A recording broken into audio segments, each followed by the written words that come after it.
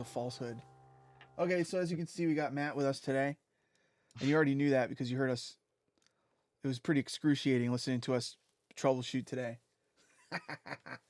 That's how it goes, though. That's what you sign up for when you become a electronic music producer.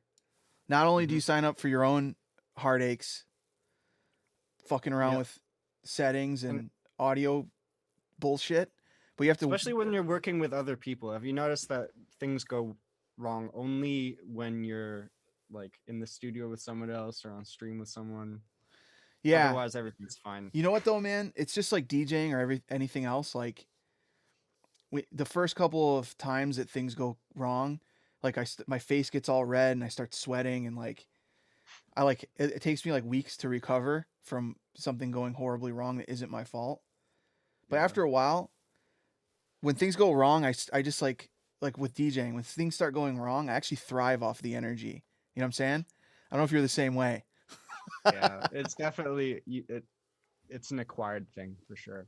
I'm just like, yo, You who's just got expect it someone when fucking you give me a when beer? Shit's going yeah. wrong up here. I'm about to fucking jump into and swim in the chaos and maybe even create more chaos to add to the fucking Exactly. fun, you know? Yeah, in your case, it's you who probably caused the issue. Yeah, I caused it. It's all good. So anyway, speaking of problems and more chaos and trying to figure out how shit works, you made a tweet today that made me like text you immediately, which I thought was great. And you said, uh, does the world need another wavetable synth? Yeah. These are the questions that we ask ourselves, like off stream. Like I would, like we're always finding new stuff. I usually text you and I'm like, have you seen this yet? You know? Mm. Um, Yeah. and you do the same thing. You're like, have you seen this? And we like might dig into it and come back to the table.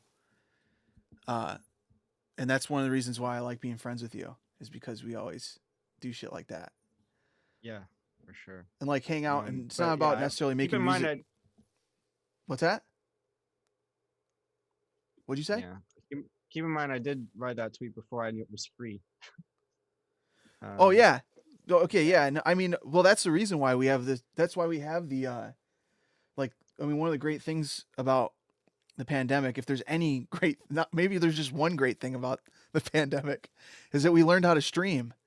So yep, now it's not just a tweet. Now there's context. Now there's discourse and there's a narrative, right? Because that's the thing is that sometimes we do. That's like our reaction, right? You have your like Twitter sometimes is your reaction to something, but then you have other reactions. It's actually a nuanced journey, and you can have that nuanced journey on stream now of like, and also come to that conclusion. I like the idea that you can do it also with a group of people, right? Um, mm, and dive into a piece of software and see if it's actually worth its weight in code, let's say, in this case. yeah, So I dug into it a little bit, not much, just a little. I'm gonna move you over here and move Vital over here. So I actually like this because I want to see what you've never opened this before, right? this is the second time I'm looking at it. Yeah, Okay. What's your impression just looking at it? the interface looks nice and clean. Yeah. Um, yeah, Yeah, I thought the same thing. pretty intuitive. It seems as if maybe it's jumping to some conclusions. I talked to this guy on Discord briefly um, when this was in beta, and he sent me over this beta. Um, so I didn't pick his brain too much, but it's not. But from playing around with it, it seems like he took some of the features and some of the like aesthetic qualities of both Serum and Phase Plant. And I saw a bunch of incorrect, statements. I saw some producers say, which is that this is a like a ripoff of Phase Plant. And I think literally the only reason they said that is because they took a look at it and they saw some of the ways that you modulate things. And with they saw these little circles. I was like, okay, yeah, clearly that looks like Phase Plant. But I think that's where the similarities kind of end. You can move around. They did this. You can move around, like signal flow over here. which is kind of like phase plant. But I think this is actually a lot more similar to Serum, in my opinion, from playing around with it a little bit. But let's see Yeah. what you think.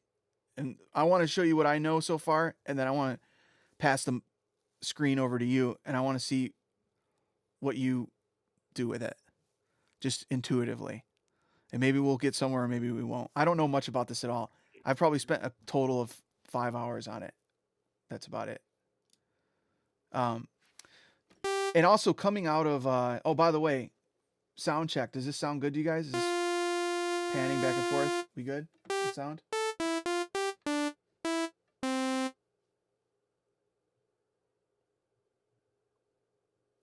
Sound good? Cool. And you guys can hear Matt, right? All right, wicked. Okay, cool. Yeah. So first things first, up top here, we can load our different wavetables, which I don't have a ton in here. Also, by the way, this guy Glurk Glunk, had him on stream a while back. Shout out to him. I don't know if he's gonna be in here today, but he's a homie and he created some wavetables here, which is awesome. He's a friend of ours. Yeah, that is cool. Let's use one of his.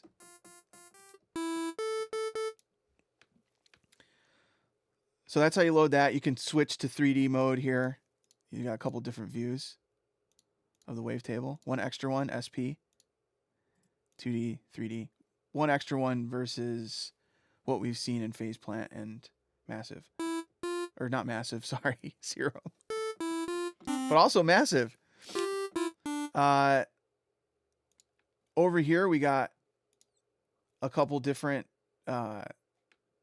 like, you know, you got your sync, formant, quantize, the different bend modes you can cycle through with this thing right here. So those wavetable modes. And you can also set these. This is where you set off your like FM, like frequency modulation. So I turn a level down here. You got FM from, instead of FM from B, you got FM from oscillator 2. And the way you do that in Phase Plant, obviously, is you just create another modulation source and send it in there. Yeah, it seems a lot closer to Serum. Serum, in yes. that sense. And actually, I've been It's like using Serum with 3 oscillators. Yes. And it was actually, I've been using Phase Plant for so long, it took me forever to find this. And be So like, oh shit, technically, this is Serum where does I have 3 oscillators. can do ring modulation too from oscillator 2. I'm gonna have a sample. Okay, so you got 3 oscillators here, and then you got a sampler down here. Sorry, I'm jumping around a little bit. Now on this side, what do we got? We got a bunch of different algorithms over here too. A bunch of different. You got vocode, wavetable mode, formant scale. What's up? What's the shepherd tone one sound like? Shepherd tone. Sounds almost like a pitch bend. I wonder what it sounds like if you... Okay, so what are the first things we want to learn? I mean, man, I'm the worst teacher. These are like... This is me like finding my familiar extensions of my body as a sound designer. It's like, okay, how do I move wavetable position? We got that. Here's level. Here's pan. Here's my semitones. There's fine tune. We got a little transpose snap in here. Yeah, what does that transpose snap do? I was curious. I was trying to see what it does, but it didn't really do Okay, anything. so you could do things like, for example, if you go over here to the LFO, got a paintbrush tool. You can change this to steps. So you can make like an arpeggiator over here. Let me see if I know what I'm doing, man. LFO will like map that to the pitch. Boom. All right. And if I transpose snap, I can snap these to certain like pitches, right? So it'll only hit things within the key, right? So if you're to like, that's cool. yeah. And then you can do global snap too. That's interesting. Yeah, it's kind of a cool feature. Yeah, because that's the one thing that Serum and Faceplant, they lack a arpeggiator, in an internal arpeggiator, and of course the workaround is to create an LFO that does something like this. But of course, trying to snap it to pitch is very difficult. So Yeah, you'd have to. Yeah. that was a good little foresight there. So there's a little. So what do we got? I wish we had a little scoreboard where we could Yeah, add little points. make a spreadsheet. Make it in MS Paint. Someone want to make a spreadsheet for us while we talk? So there, I just demonstrated a couple things. Right click to disconnect. Yeah. Should make a little max for loud patch that can keep score. Yeah, I want to ask you some questions about your Max for Live endeavors in a little bit. Yeah, so you saw there that this is how you map stuff, right? Like you set up modulations through clicking on these little crosshairs over here. You can do it with envelopes, obviously. I thought one of the cool, powerful things that just felt and sounded instantly cool was the unison. Felt really powerful.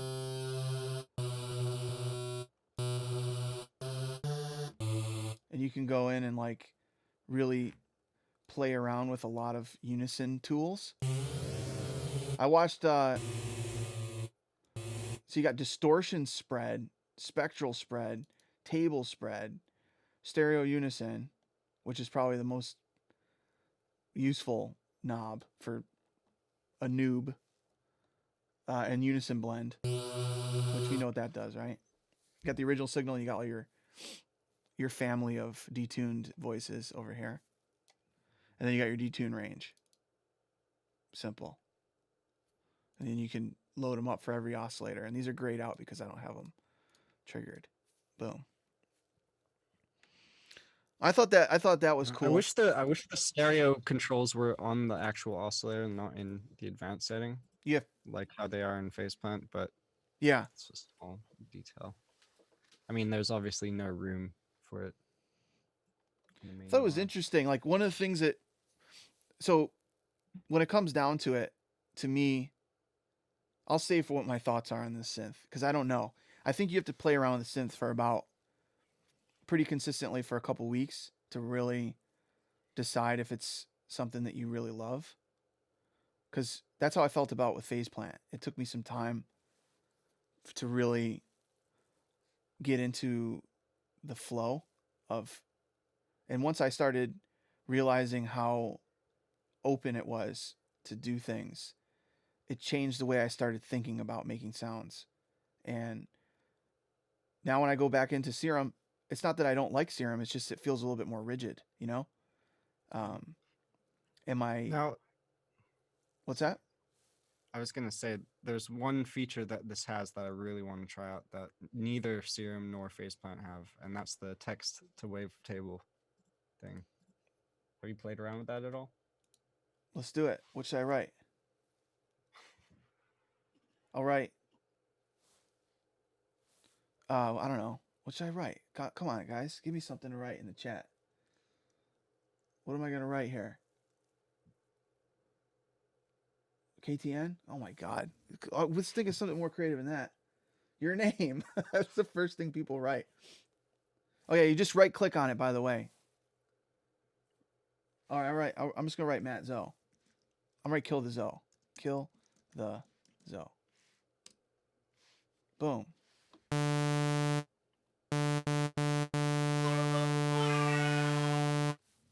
Let's see what we got here. Hold on, let me turn off these other guys first. What?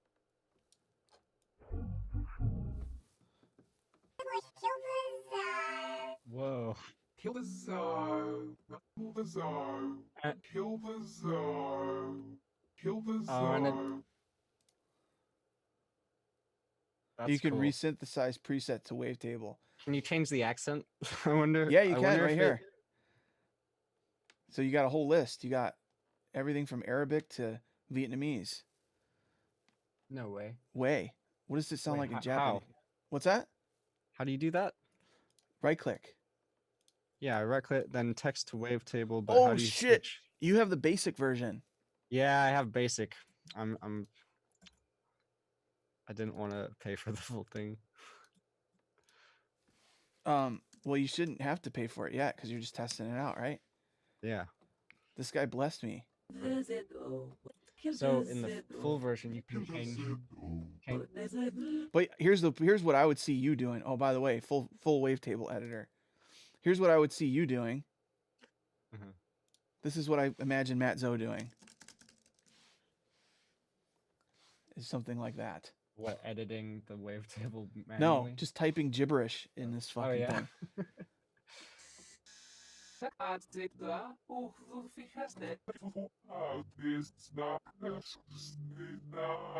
Okay, that is cool. That's cool. It kind of reminds me of, hey, remember when we were talking about it would be sick if there was a synth that had some of the controls that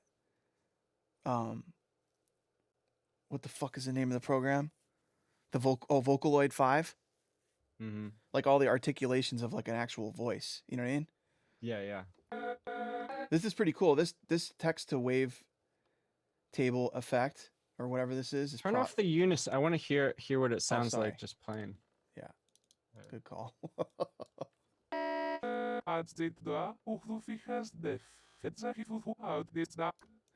Let's try this. Text to wave table. I'm just going to do consonants.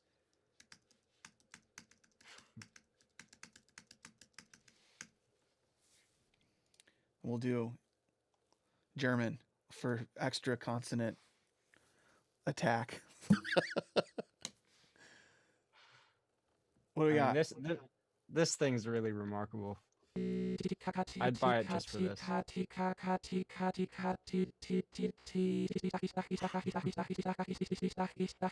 it's like a beat. You can make a beat out of that. What happens if I... Yeah, touch an LFO to...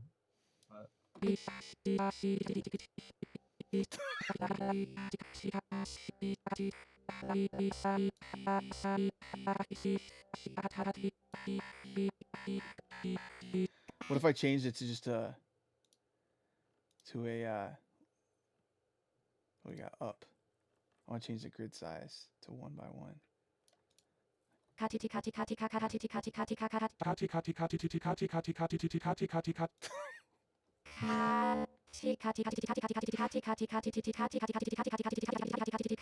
mean, you can make like a rhythm, like... It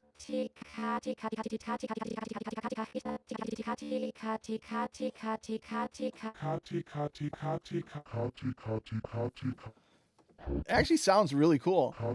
It sounds great. Yeah. That's way better. There's a text-to-speech in Serum, but it's not quite as... Is there? There is, yeah. Yeah, you can do text-to-speech. Check it out. You never done that? No. I should have the latest one. Let's see.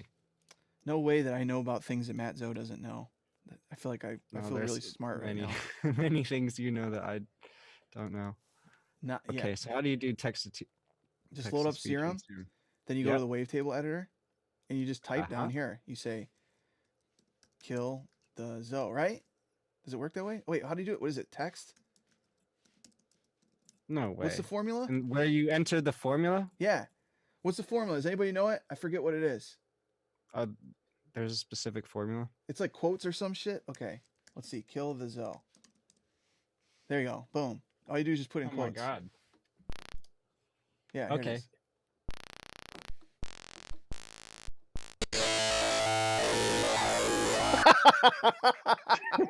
To be honest, that's more what I expect to find in your music. What's that supposed to mean? That sounds like a diss. No, that's not. That's fucked up, man. Hold up. I mean that in a nice. But why did it go so extreme? I wish is there a way to like control the... Is there a way to control it in Serum? It's way more bombastic. That's what I'm trying to say. I can't tell if you're dissing me or not.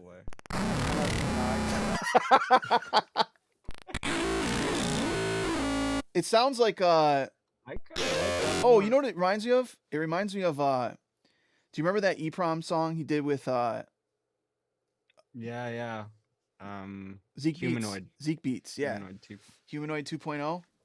Yeah.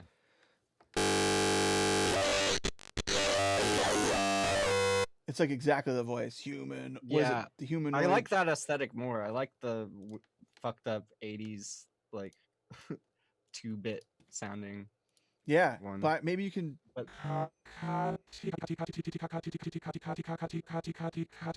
This is kind of cool though, you know. I mean, yeah. it's got a different vibe. So anyway, yeah, right Yeah. click, text to wave. Way more table. usable for sure in more scenarios. Yeah. So then effects, we got effects over here, which I was impressed with. I thought they were very, very nice. Here, you know what? I want you to play with this, dude. Share your All right. screen. Okay. Hold on. Let me just switch. You gotta stop sharing yours first. Yeah. Let me just where should I put Oh this? yeah, and I have to Yeah, let me put go the back into death stereo drone mode. back on while we show the inner workings of our setup. There we go. Hopefully this works without a problem. And see if this works. Now I should come through on the left side, but No. all right. Let's see. Hold on. I'm gonna play with this text-to-speech thing. I want to see if you're actually coming through though, Matt. Oh, I do have the option to change the language, Oh, wicked. so I can Did change you the just accent. throw that in there? I thought that was a premium. Maybe you're on like a. You got like I've got a timer. maybe, but I don't know. Just want to see what it sounds like.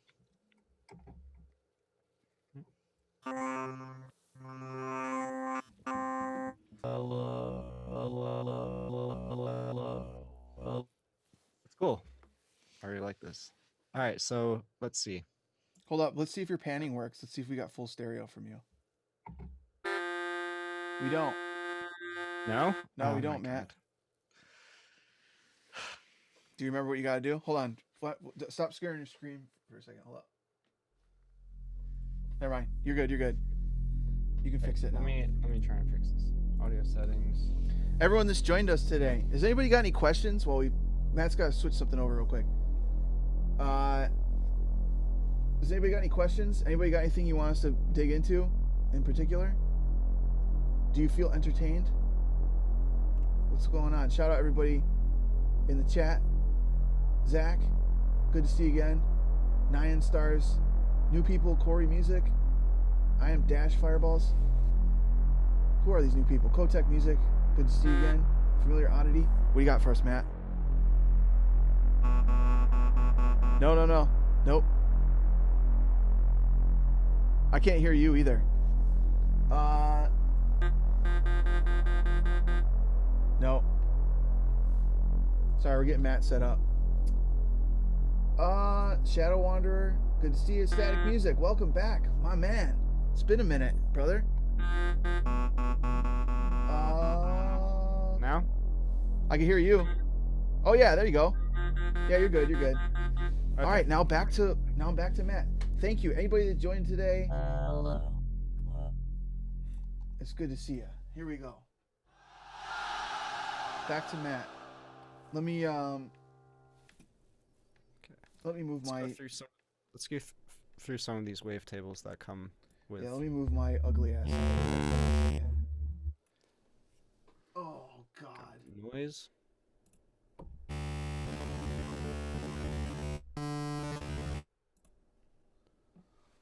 All right, now I'm away from. See, the problem I have with wavetable synthesis is that I always end up just going back to normal saw waves, sine waves, and triangle waves and stuff like that, and then using FM to get all the character out of it. Yes. I use like the actual actual wavetable aspect of it less and less. Are you talking about to add like more harmonics using frequency modulation? Exactly. Like I try and create all the weird harmonic distortion after the whatever sound source it is with like distortion, layering, filters and stuff. And that always gives me a better result than trying to get all the harmonics out of Out. the So oscillator. so let me say, Matt, this is one thing, because you've been using Faceplant for longer than me, and you've been like, you are part of the reason why I really wanted to learn that synth. And I would say that one of the things about Faceplant is that thought process is so much more upfront in your mind using that synth, isn't it? Than using like Serum or something like that. Because in order to do so many things inside Faceplant, you, like for example, one of the first things that people ask is like in this synth, there's those little menus just like Serum where you select FM from B, but inside Faceplant, you'd want to create some other source to modulate the frequency or the phase rather, right? And then you get in this mindset where you're like, well, I can just do that over and over again. So I could like, you know what I'm saying? You can like modulate the phase with, an analog signal, like, an analog source. And then you can do it with a wavetable and you can do it with something. You can keep doing it over and over again, But inside the way that Serum's set up is that you're like, oh, I'm just going to FM from B. You know what I'm saying? And that's it. And that's the end of the frequency modulation, right? Yeah. I kind of feel. I mean, you can do more, but yeah, that's what I always end up using out of it. I just feel like the way that it's set up, it's under, I guess, appreciated the way that things are set up. How much it affects your workflow. Like for example, one of the things that struck me was like, damn, the pan knob on this synth is the same size as the level knob. So you're like kind of telling people subliminally that this is an important button. You know what I'm saying? It's actually like just as important as the volume. And it's like one of the first things that you see. I feel like typically a pan is a pan typically there on most synths? That was kind of odd. Pan? Yeah. Yeah. But I just feel like it's like odd to put it there. You know what I'm saying? Workflow wise. I'm not trying to nitpick either. I just thought it was an eccentric thing. You know what I'm saying? I feel like. Maybe. You think so? I mean, I guess. Like you said, one of the things I always was wondering is like, like the advanced global unison like buttons. I thought that was really cool that they put those on the front of Faceplant. So you like click a button and all of a sudden all the unison stuff is like right in front of you. You know what I'm saying?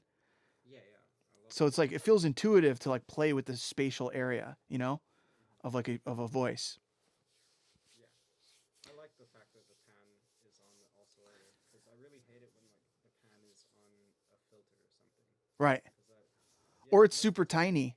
I'm not saying it's a good thing or a bad thing. I think it's just there's an eccentric decision to be like, oh man, we got level, and then oh shit, we need a big ass pan button too, like right next to it. You know what I'm saying? Yeah. I mean, me being someone that jams on equipment like fucking on a mixer.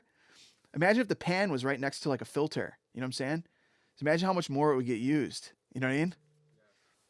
Anyway, That's the point. I like that it's there because yeah, it's better to use panning than to like spread things all the time. So, it's nice that it's there and accessible.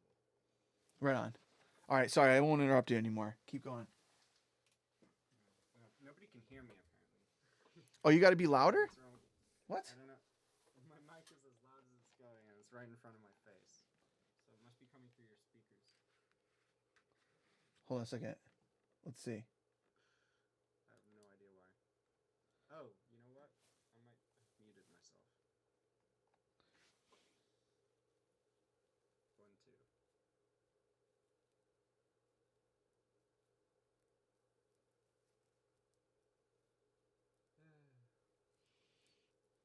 Oh shit. Oh man, fucking troubleshooting.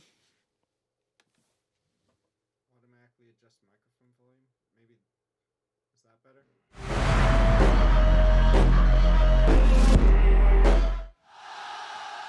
Oh, do you guys hear? He got perma side chained. Hold up. Let me see if I can help you guys on my end. The joys of running a co-stream, man. Son of a. I felt like it was earlier back in March. I mean, it was easier back in March. Yeah. Let's see. I might be able to help you out here.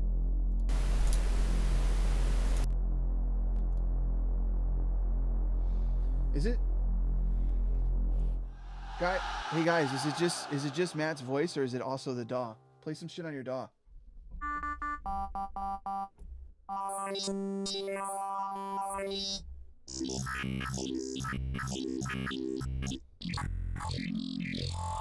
All right, Matt, say something. 1, 2. Can you hear Matt now? Check. I guess not. My RME Digiface just hates. Just the Zoom. voice. I can see Just also that like. I hear him. What? Just on the left. Oh, okay, I'm back, but I'm Oh, he's back. great. But it's stereo, and I'm on the left. What? Whatever. Okay, well Matt will be in left. Whatever. Hopefully you guys can hear Matt. We're gonna do the best we can. I'm a pretty left-leaning guy, so it makes sense. You're far left. You're. I wouldn't say far left.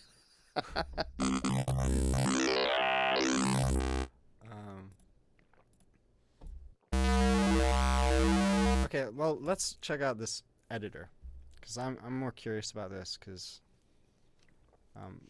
the wavetable editor in Faceplant's really good. So let's see how this compares. So where's the timeline? Oh, okay. That's interesting. So you have these sort of keyframes, sort of like in After Effects, I guess. Yep. They also Might have add this more same. I'll try to reiterate some of the things that Matt's saying. They also have this inside Faceplant. There's like a keyframe editor, so you can make a morphing wavetable.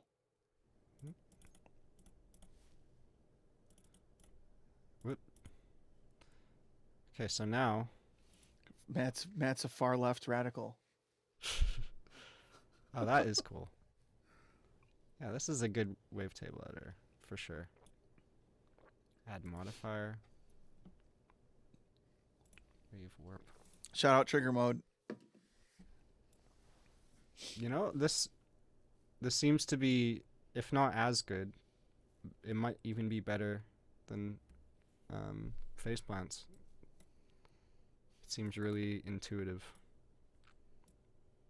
Looks cool. Looks very. The one thing I really love about this synth, right straight away, is just the aesthetically pleasing to the eye. Yeah. That is cool. And I also like that you can drag through the waveform when you're editing it, rather than having to attach it to an LFO.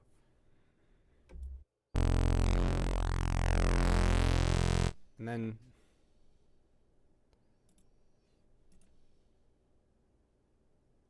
save to wavetables. Sure. Now, where are these wavetables saved to, though? Is it saved as a WAV, or? I don't know. Because I heard you can export these into Serum or. Oh shit, Glork Glunk's in the chat now. Thing about this editor that's How do better I do than that? Faceplant is that the wavetables save with these effects. Yeah, if I edit that. Oh yeah, that's nice. So you don't have to commit to any of the edits you do on the wavetable. And then he goes on That to is say nice. Faceplant has some other big strengths over it. Ah, here we go. Export to WAV. There we go. Now, that is cool. Yeah. I could use this to design wavetables and then export it into Faceplant or Serum WAV. if I wanted. WAVy. It's wave. No. It's wave. Wave, wav.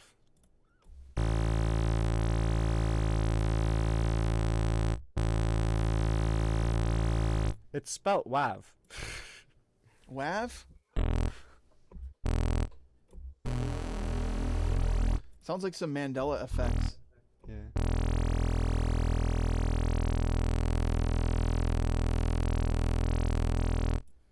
I like it. It's very cool. I like some of these bend modes and stuff. These wavetable modes are cool. So I thought.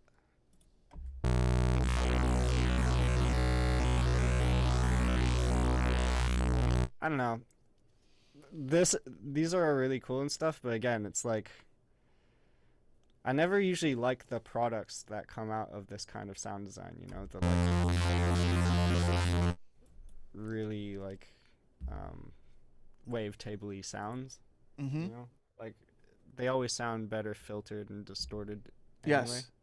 So let's get some filters moving. Yeah.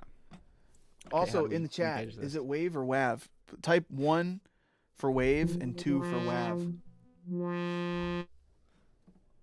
I don't know if I 1 for wave, 2 for wav. I know we got 2 for wav. Damn. Oh shit, there is some wavs in the crowd. Now I know I have to fucking delete. I have to ban you guys for posting too. Wav. Must be a British thing. Yeah, I think it's a British thing. It's a Britishism. I've been told more times than one that the way that English people pronounce words is actually the right way, because you're English. No, I think it's stupid that British people think that they have bastardized the English language any less than Anybody else? Americans. Than Americans? Yeah.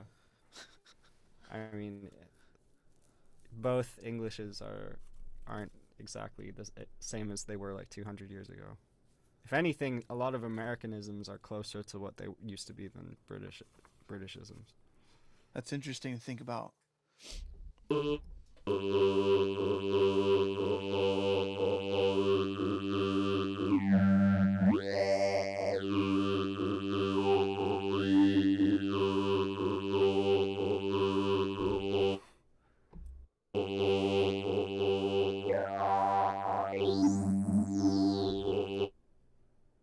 Now, comb filters, that's what I always use a lot.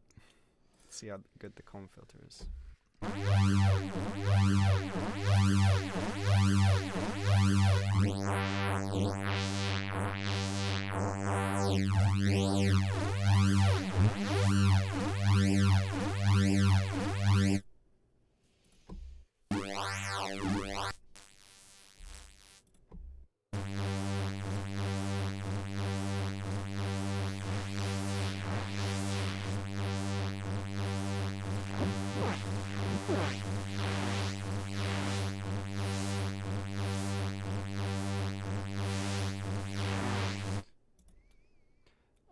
I wouldn't say its filters are its strongest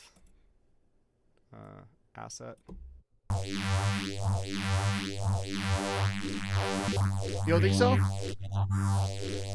I mean, they're cool, but yeah, I still prefer. You know what? For me, man, I remember when I first learned about Serum, I started playing around with it. I was like, you know what? The filters just don't feel as strong. There's something about the girthiness of the filters that didn't feel as great to me as the original Massive. At the time, I was like using Massive so much, but over time, I got the feel of the filters in Serum, and it's not that I prefer them. It's just I got the feel for them, you know?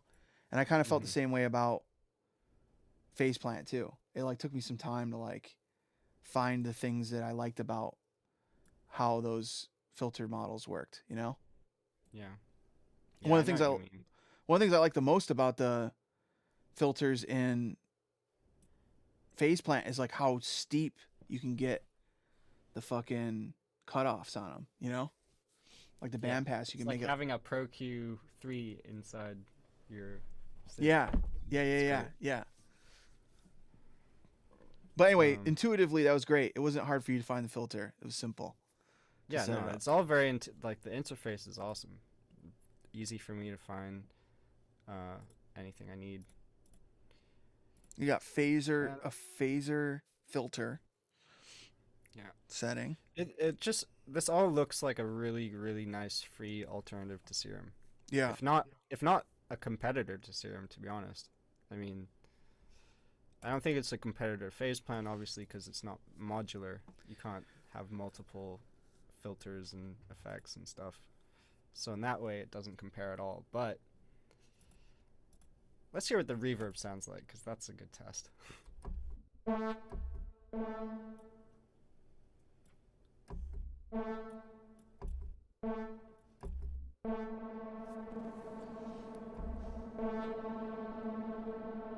I thought it actually sounded quite good, personally. It's a nice sounding reverb. Now that's something that Phaseplant doesn't have. Unfortunately, the kilohertz reverb is not that great. Wait, hold up. What are people talking about? You got to play with the morph ones. More filters, or Are you talking about in the filters? I think you did play with the morph. Did you is not? there? I think you meant just like the top part you can morph from. Yeah, it's yeah, like the yeah. Z-plane, where you can Yeah, morph yeah. from low pass to high pass. Is that What what y'all are about talking about? on- It's kind of what cool about too. these combs? You got, Can I... Oh, I see. yeah, that's It pretty cool. increases the feedback sort of. The other cool thing too, Matt, if you go down the bottom right, you can key track the filter. Oh yeah. Boom.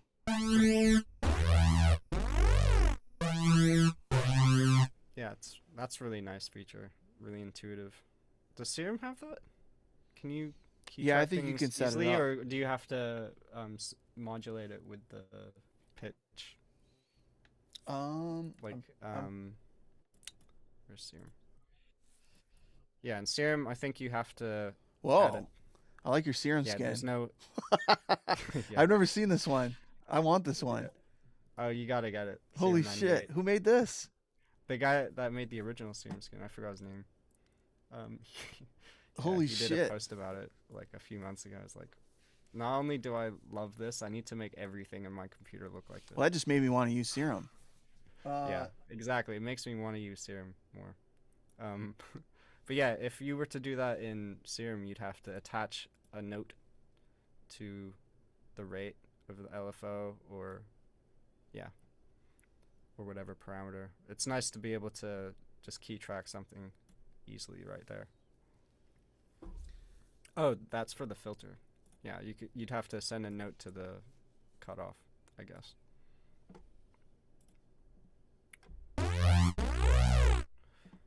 What else can you do? Let's see what the distortion sounds like. Whoa. Filter, let's do pre.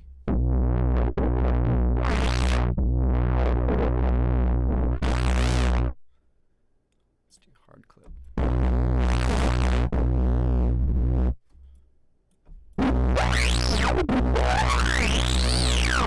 Damn.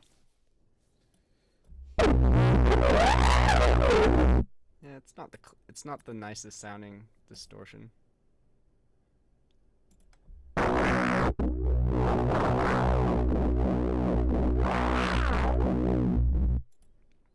The But yeah, distortion can I be wasn't audio, expecting it. audio rate modulated. Glunk, what are you talking about? Can you give us some clues? What are you talking about audio rate modulated? Are you talking about setting the filter mode to audio rate? Like kind of using it as like an oscillator almost?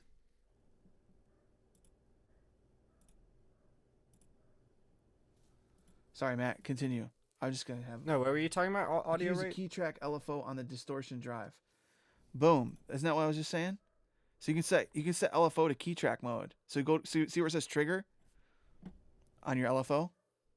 Yeah. Click on that. Yeah, what's Sync or sustain it. Is it sync? Yeah, try sync real quick. Or wait. Frequency. Am I talking on my ass Key over here? track here. It's in the frequency Oh, it's where the section. music note is. Okay. Yeah, there you go. Yeah. That's cool. So now it acts like a Like an oscillator. an oscillator. That's cool. Yeah.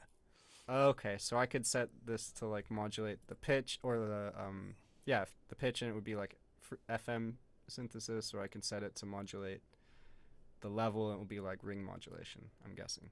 Mm-hmm. So let's take it off the filter. And for first time using this, it's really intuitive. Like, I automatically knew that double clicking gets rid of something. I guess, yeah, they took a lot from Phaseplant.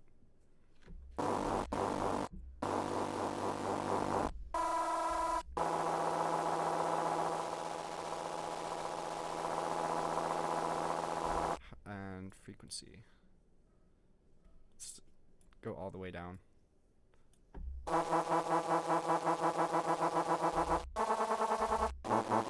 You can do. That's cool. People were annoyed by Massive X, but you can actually do this in Massive X too. I have a video on my YouTube page. Okay, this sounds a bit like shit, probably because...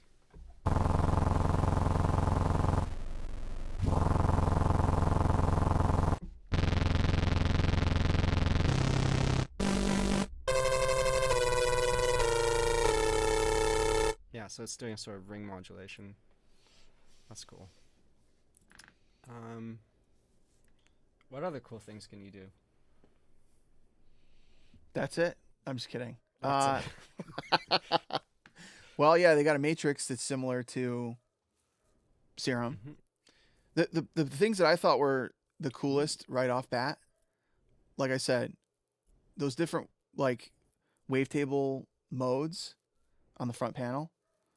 And then I liked just how the unison sounded. I liked how some of the effects sounded, like you mentioned. I really like the reverb. I actually really do like that distortion just because it's like kind of trashy sounding. But I think It is much very much trashy. like you, I would probably use stuff outside the box to post process that way. I don't typically Mhm. use distortion inside the synth to like. Yeah, sometimes maybe. If it's like, if it needs to be like a musical distortion with like I liked it inside. being modulated by something. I liked it inside Phaseplant because you could create your own rack. You could create your own Right. multi-band Yeah. distortion unit, Exactly. which was cool.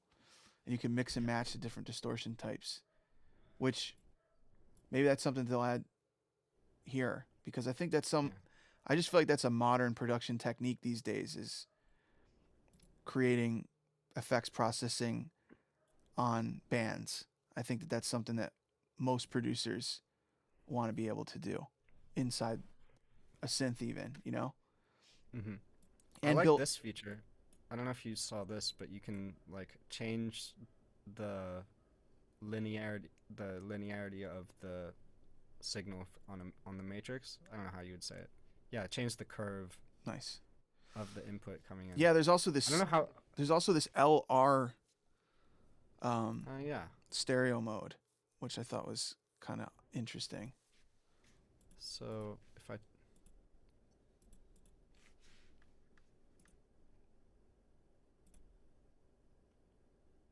I wonder if it does the opposite left for right. I don't know if that's what it's doing.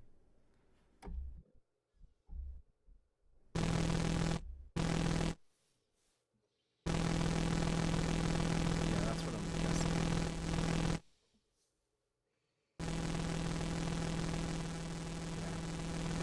Whoa.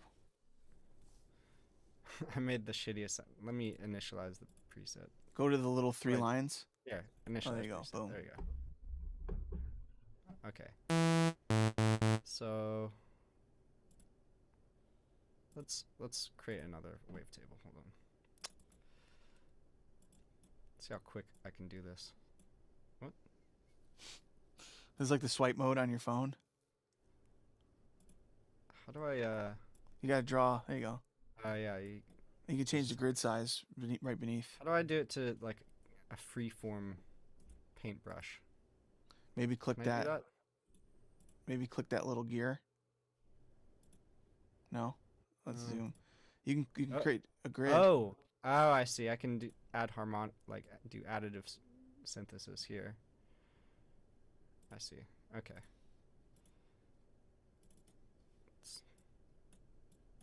And then interesting. Okay.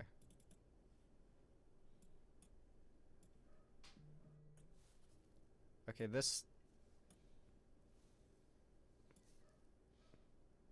is a bit weird. How do I get it back to being able to edit breakpoints?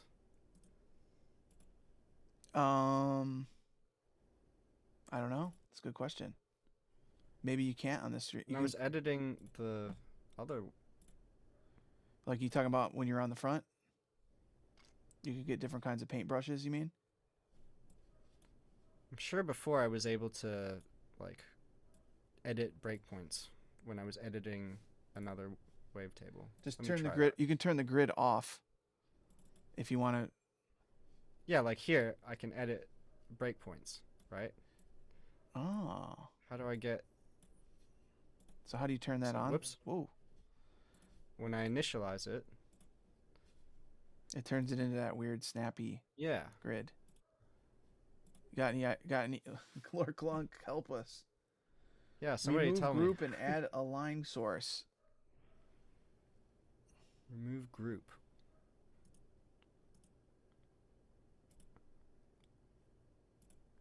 Boom. Ah, I see. So Wave source and line source.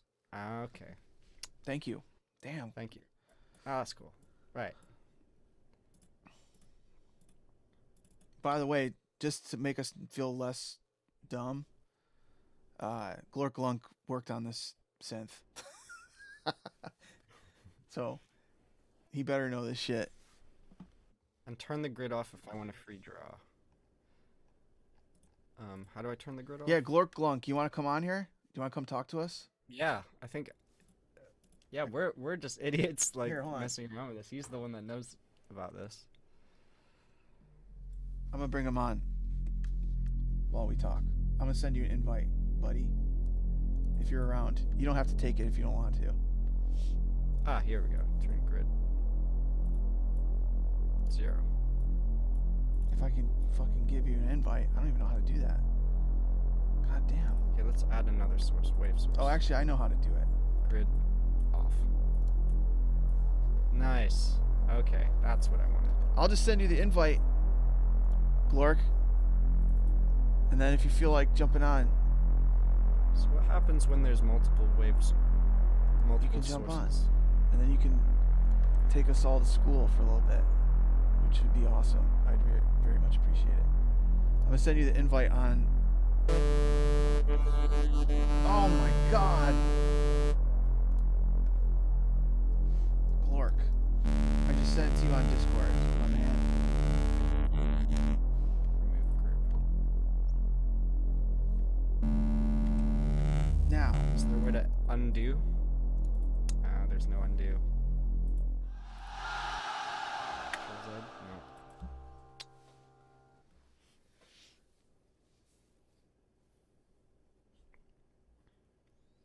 can I show you how I would make a sound in here? Please. I don't actually know how I would. I always want to take feel I want to take a under stab at pressure it to though. make something good. Oh, actually, well, beyond making a wavetable, let's wait for Glork to come on here and he can walk us through that. But continue from here, from this point. Now that you got something to work with.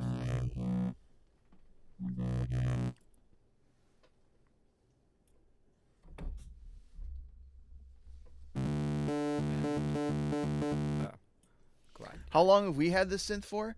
This is Matt's first time playing with Vital, and I've been messing around with it for probably a total of 3 or 4 hours, maybe a little bit more. So we don't know shit. This is definitely our first impression.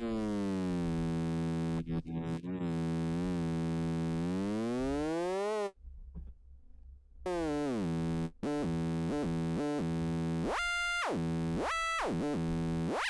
interesting. So I was assuming that octave scale would like scale the glide amount to be less the higher you go, but it's actually more. The higher the octave, the more glide it adds. Yeah, I'm sure there's a way to edit that with the slope, right? Or no?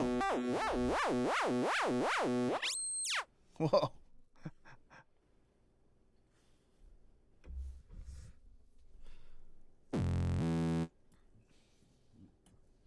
What's up with Vital?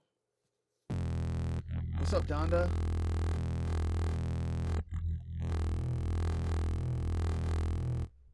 Okay, let's add a. Bring out the Glork.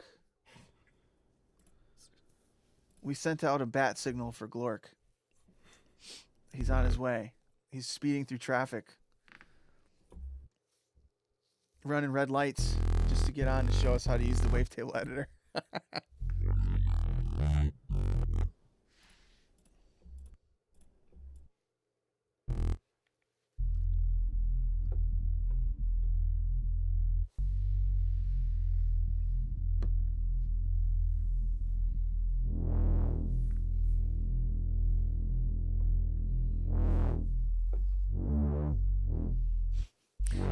I'm like so excited to see so many people that want to come watch paint dry today.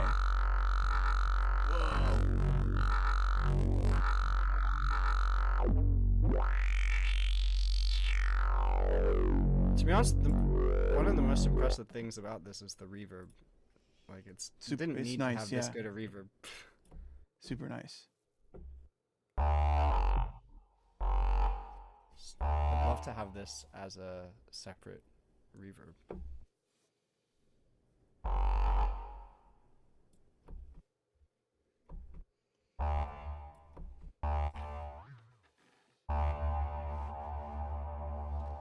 You don't like the reverb? Really? You don't like the reverb, Alchemy? I thought the reverb in here was really good compared. I hate to compare. This is not a comparing, like, dick measuring contest. This isn't. But if we're gonna compare. But if we were to This is a compare, great reverb. it's a nice reverb. And I don't know. It would be. The reverb Hey, on it is what it is. Serum and Faceplant kind of suck. Yeah. Actually, the one in Serum is not that bad, but yeah. Working around. This is a really rich, nice sounding reverb. It's not. Doesn't sound cheap and digital. Yes. You can't hear as many artifacts. That was one of my issues with the Faceplant reverb. And actually, like, the way that it's set up inside Serum is a lot of times you end up running, what's it called? Like a compressor after the reverb, and it brings up all these like these like artifacts. Yeah. Which to me, it makes the reverb inside Serum unusable for me personally, because I just hear it. You know, it has a sound. Yeah. It's because I feel like they use like a bunch of cascading comb filters to get that reverb sound, which always produces that sort of tinny, Yeah. high end, you know. Which Whereas is cool this for. Sounds like they use. Yeah, this sounds more like a convolution type reverb, but it probably isn't. But it's just really nice and smooth. Especially the high end. It's very nice.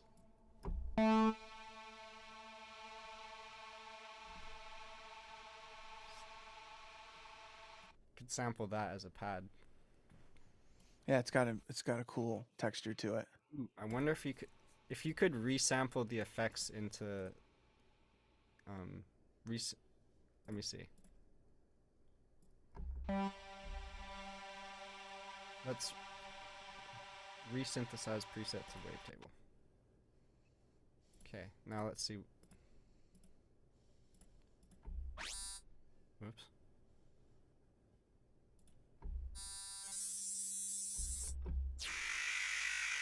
Woo. Nice. I think it does actually add the effects to when you re-synthesize the preset.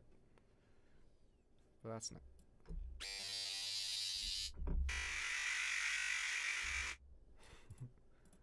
That's cool.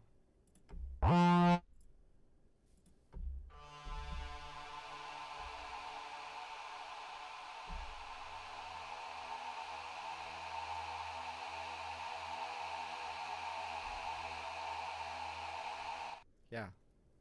Really nice texture. Any resonators? Glork said the comb filter, which can be used if you turn up. I'm assuming you turn the resonance all the way up. You got a resonator. Boom. Right. Right.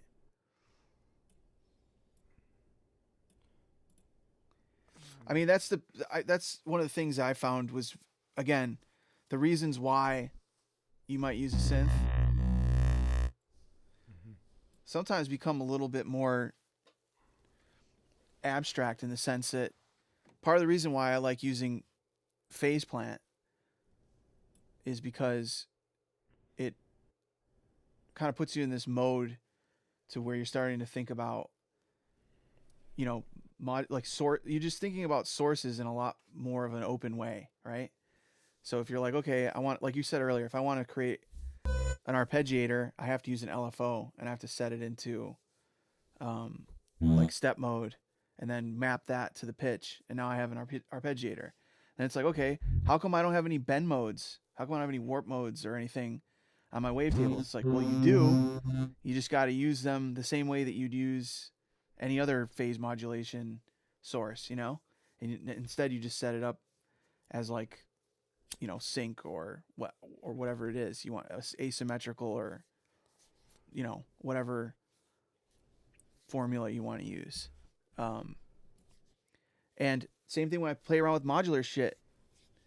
It's like now, and actually there's some of that stuff inside Vital as well, like being able to set the LFOs to key track mode and turn them into oscillators. It's like, well, now you're starting to rethink what an oscillator is, you know? You're like, okay, there's like, you're starting to realize how modular stuff starts to work, right? Which I think is cool. Like that kind of thinking serves you well making music, doesn't it? When you start thinking about, okay, something doesn't need to be labeled as this thing in order for it to be used as a thing, right?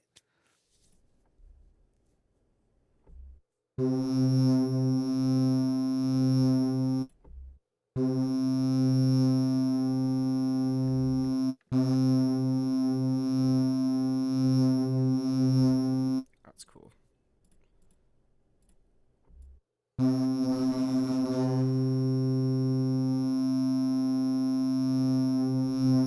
Yeah, I'm just messing around with the random modulators. That's another thing that I would use a lot is random modulators. Like both in Serum and Phaseplant, they have random modulators. But this one's great because you can change the different style of randomization from sample and hold to these different smooth random settings, which is really cool. And also to what Alchemy said about the workbench thing. Sit at a different workbench. I think you meant bench, right? Workbench, yeah. I think the thing is, once you get your workflow set up inside Phaseplant, though, man, I feel like you can work super fast in there. Yeah. And if you want some tips, fucking, you guys got to grab I did a Phaseplant fucking bank. Yeah. There's a lot of workflow set up that I think is great, personally. Yeah, I need to make some Phaseplant patches. I think it's got everything you need to get going. Yeah, it's infinite possibilities in Phaseplant. That's what I love about it. And yeah, every patch will be completely different. Nothing So- will sound exactly the same. So key tracking the combs is a resonator. Yeah, it sounds cool. So there you go. You got an answer. Yeah. Now, can you like change how the filters are routed? Is the question. Like right now, I'm guessing it's like serial 1 goes into 2. You got a little button down at the bottom left. See how it says filter 2? Oh yeah, I see. Yeah. Okay. So.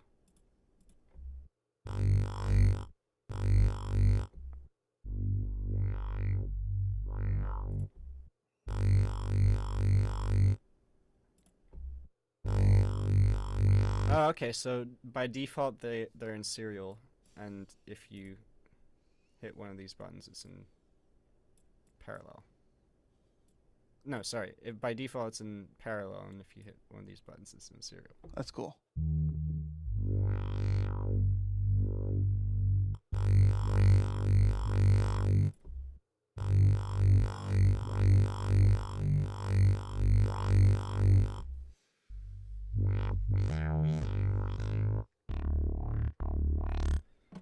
Let's add another comb filter.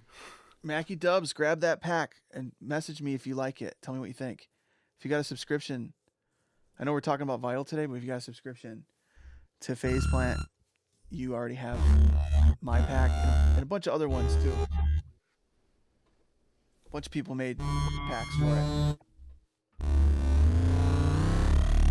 There we go. Man, I gotta send you. I don't think I ever sent you my pack that I made. Yeah, please send it. Do you have it? No, I do not. I want to see what you think of my pack. I spent a lot of fucking Yeah. time on this shit. Is there an internal limiter?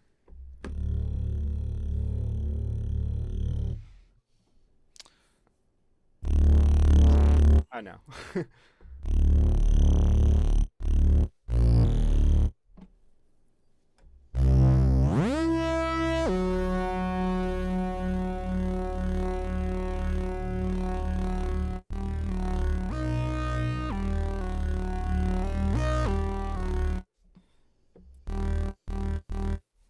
Matt's got some sample packs, but he doesn't have any preset packs yet. Yep. But Madzu, Google Madzu on Splice. Like, search for it, brother. Yep. And I'm just about to put out another one. soon, Very, as very soon as I sick drums. As soon as I can get around to editing some clicks out of it. Very sick drums that don't sound like everybody else's fucking Thank you. packs. Which at this point, I have a suspicion that a lot of the shit that ends up on Splice is like other people's packs. At this point, they're Yeah, like just definitely resampled versions Yeah. of other I'm like samples. flipping through stuff. I'm like, wait a minute, that's like an Omnisphere fucking C note just held down. You know what I mean? Yeah. Things like that. So Matt's stuff is 100% handcrafted and Yep. gets the seal of approval from me at least, Yep. whatever that's worth. Yep. No other samples used. Yeah, I like this feature a lot. Yeah, I hate to Track. call people out. You mentioned it, Glork. But yeah, that same guy, man, he got called out by yeah, he got called out by one of my fucking heroes, fucking Mick Gordon. This guy fucking just sampled, or I don't know, apparently one of his interns, which by the way, I remember a long time ago, I was hanging out with you in the studio. I forget what song we were working on, but remember we were like, oh shit, are you trying to tell me we have to go back in and like, we were like surgically implanting transients back into the song. And I was like, Yeah. fuck, I wish we just had like an assistant to do that. And you're like, nah, that's how it starts, you know? Which I remember that. on a long enough timeline, you end up with some intern that just straight up sampled Mick Gordon and put it in your Yep. sample pack you put up on Splice. Exactly. Yeah, you end up with samples you haven't cleared and have to Yeah. pay out. And you have to do the whole PR train where it's like, guys, I don't know what to tell you. Like, Yeah. it's so funny.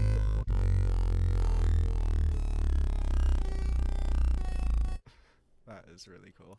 Yeah, I think Splice, you got to be careful with Splice in general, which, by the way, I still use Splice, but man, you don't know what you're paying for on there. You could be paying for shit that is straight up copywritten like someone else's shit. You know what I'm saying? Yeah. I'm assuming they got people that go around there and, like, you know, funnel through it and pull down the things that are like an obvious like copyright infringement. But I mean, look no further than Valentin, man. He's been saying it for so long. People just straight up harvest his sample packs or like get his presets and then just, you know, put OTT on one of his presets or some shit and just throw it back up on Splice for sale. It's like processed cheese, you know?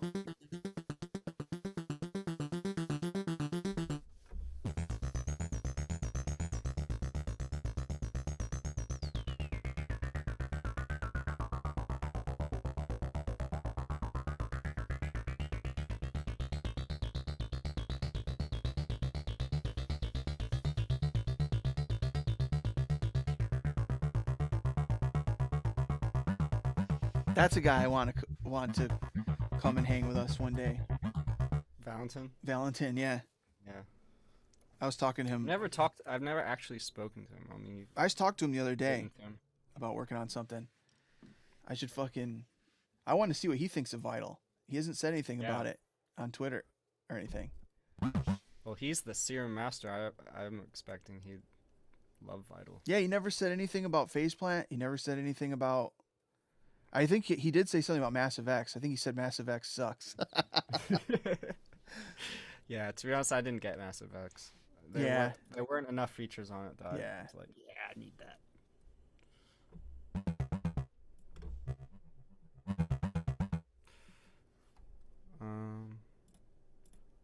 3 envelopes, 4 photos, 2 random. Yeah, I like that there's MPE support as well. So that's what I was saying to you earlier. I need to get one. I need to get a Rolly or something. Yeah, are they still really expensive? I'm going to look it up. They got to make some other types of controllers that can do that. But if you have Ableton 11, which you will eventually, you won't even need that because you could just edit. You just program it. Yeah. Which is, to be honest, probably how I'm gonna do most things. I mean, I'm running on a beta, so I'm not really using it fully. But once the full version of 11 comes out, I'm gonna be using like the MPE editor way more than I'm gonna be actually playing in notes on the Rolly. Now you can edit in 4D. Yeah, literally. That's pretty cool. Yeah. Like being able to like have notes like fade up and down like relative to each other is really cool. Which you couldn't do playing on an actual keyboard. It would like it wouldn't recognize that's what you're doing. Right. So it's cool, yeah. What else is there in here? I didn't realize it was still like I didn't know that it was like a feature that so many people wanted, the MPE thing. But I'm looking at the chat and there's people that are, let me see. Oh shit, we got a newcomer. Yeah, Matt's far left. He's a far left extremist. I am Pen Chan. Yeah, my interface just puts me on the left. No matter what. You should put me on the right. It's like surround sound. Just think about it that way. Just imagine Matt sitting on a chair in the corner of the room. Am I on the right now? Yeah. There.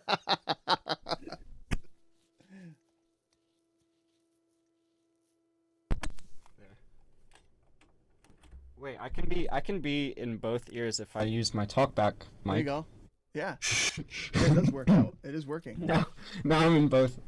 Well, it sounds like I'm using 2 mics at once. But it sounds like it's like way over phase. It's like. Yeah, probably because my talkback mic is this tiny little mic in my speaker controller thing. Would you guys rather? Would you have to hold that button down? Yeah, it's got hyperdimension on it. Yeah, if I do that and then everything else goes quiet. Because my talkback mic. All right. All right. I just want to read something to you because it's nice. This is from Spectrum. Just gotta say, Matt Zoe, your BBC Radio 1 mix back in the day was on repeat for weeks. Oh, thank you. I need to do another one of those. Which mix was it? Damn, I need to fucking listen to it. Essential one? Essential mix? Have you not done an essential mix yet? Nah, they don't fucking... The closest I ever got to doing something like that is I did a mix for Mr. Jam. Oh, yeah. Which he isn't with BBC anymore, but... They should be getting you to do an essential mix. I guess I'm not essential enough. What can I say? You're more essential than me, Jake. You need to get I think I got... Man, I've been listening to... Actually, like, a lot of trance lately. Madison made a playlist for me. Oh, nice. And I've been listening to it. I'm sure it's got classics. What's that? I'm sure it's full of classics. Yeah. But actually, like, some of your shit's on there, too. Oh, nice. I'm like... I knew some of it. I would never consider most of the shit you make trance, though, in my opinion. I mean, a lot of it is, I'm not going to lie. When I listen to your stuff in context with trance, it's like, maybe it's because I know you, but I just like it more. Thanks. It is just because you know me. But yeah, thank you. But anyway, yeah. Are we able to get, sorry, what was his actual name? Glork Glunk? Glork. Yeah, I sent him or just Glork for short. I sent him a invite, so at some point he'll pop in. I really want to see all the hidden features that we're missing. I like oversampling. Oversampling's good. Mm-hmm. You don't have that option in Faceplant, but I think it's oversampled automatically. He would know. He's worked on all these synths, which is great. He was showing me stuff a couple weeks ago in Faceplant.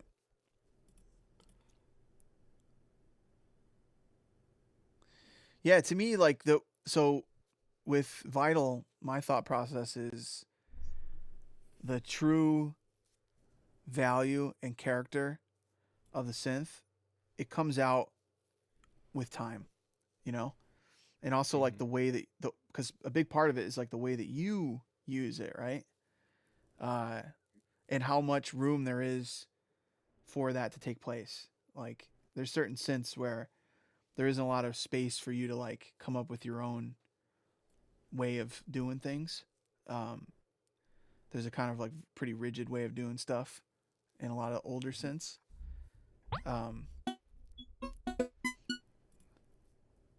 But yeah, I mean, like, for example, inside Serum for a long time, the main reason why people wanted to use it is because with a flip of 3 or 4 buttons or knobs, you could get something that broadly sounded like dubstep. You know what I'm saying? Yeah. Just throw a reverb filter on it, and it's like, oh shit, I need to buy this synth immediately, you know? Hey, I'm not gonna lie. There's certain flashy features like that drew me to Massive back in the day, Scream filter. I remember working in the studio with Deadmau5 way back in the day, and he was like, "What would you do if you didn't have Scream filter?" I just said I would suck. I could see some of those features inside Vital straight away, you know, like some of these warp modes and all that kind of stuff. They seem really powerful in terms of like making an identifiable sound really quick. And then, like you said, some of those effects, reverb is smooth. It's got a sound. Distortion sounds a little trashy. I want to fuck around with that a little bit more. I like the unison. I like the control of the unison. Filters I need to explore more.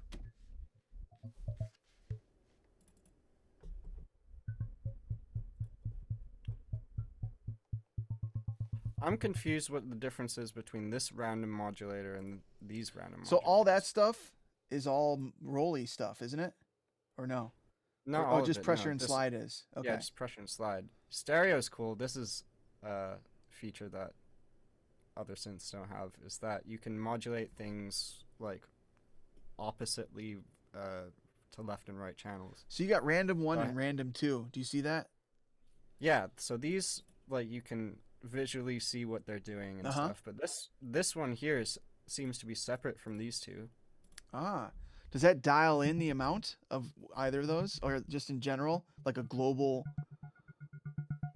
I see it I don't popping know. around. Huh. If I adjust the speed of this or this, it doesn't adjust the speed. So this seems to be a completely other random thing, but it doesn't let me change how fast it is. I thought it was just like something that lets you create a random trigger, like if you, it's per note, but it seems to be just another random modulator. Tucker Creeway, what's up, brother? Tucker's favorite thing is the stereo spread on the LFOs. That is cool. It's pretty unique as well. I don't think you can do that in either of the. I mean, you could do it, but you can't do it in the same kind of a way. And you can't do that in phase plant. I know that.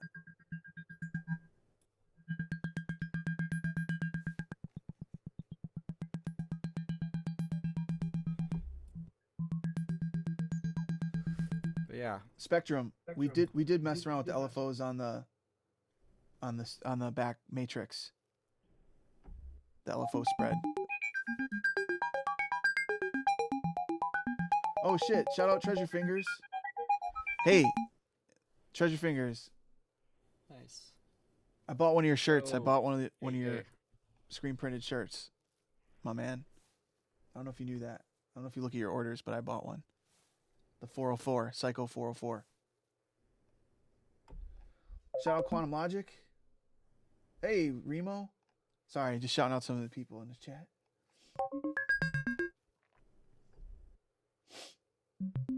I got a stuffy nose. I don't have corona. I got tested recently. I have allergies.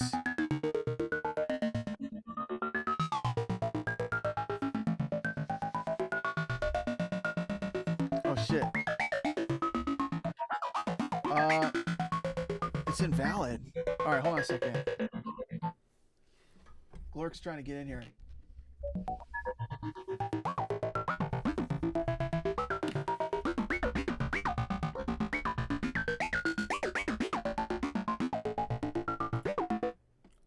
Yes, there's another filter in here. Good. Give me 1 second, Glork. I'm on the way. It's turned into a party.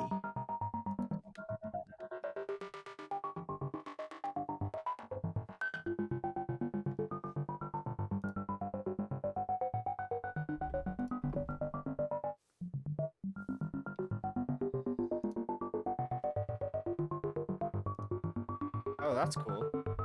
If you hover over something, it sort of previews what it's doing.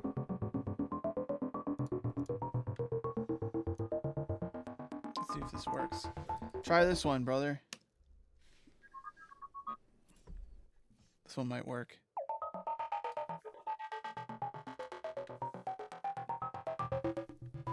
Maybe.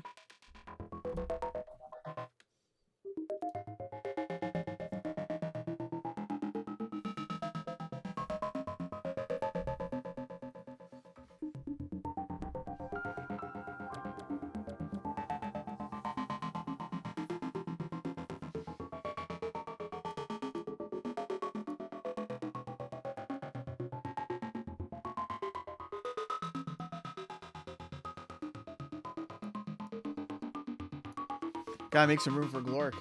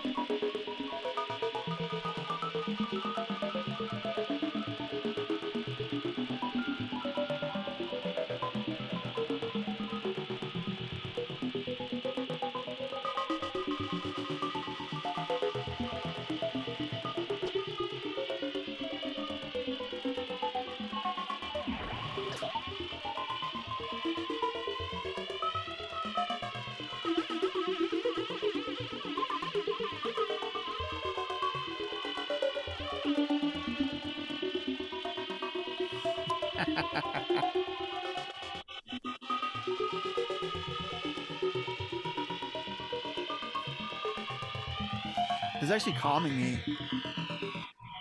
I feel like I'm in the womb. I feel like I'm in some like android womb. I'm like almost Whoa. about to fall asleep. That is. How do I control the output gain? This.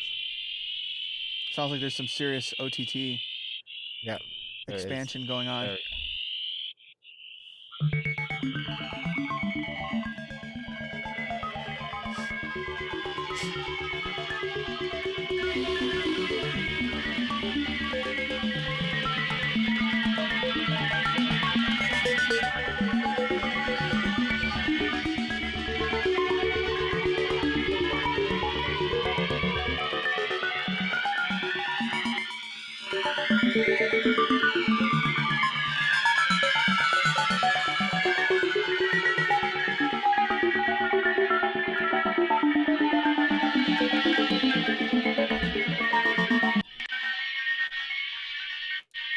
Ah, that's cool.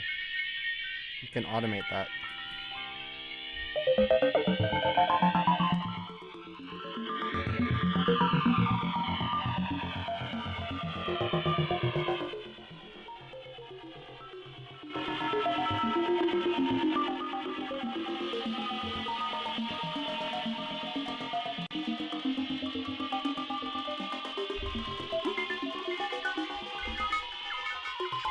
Ah, I had to admit him that song.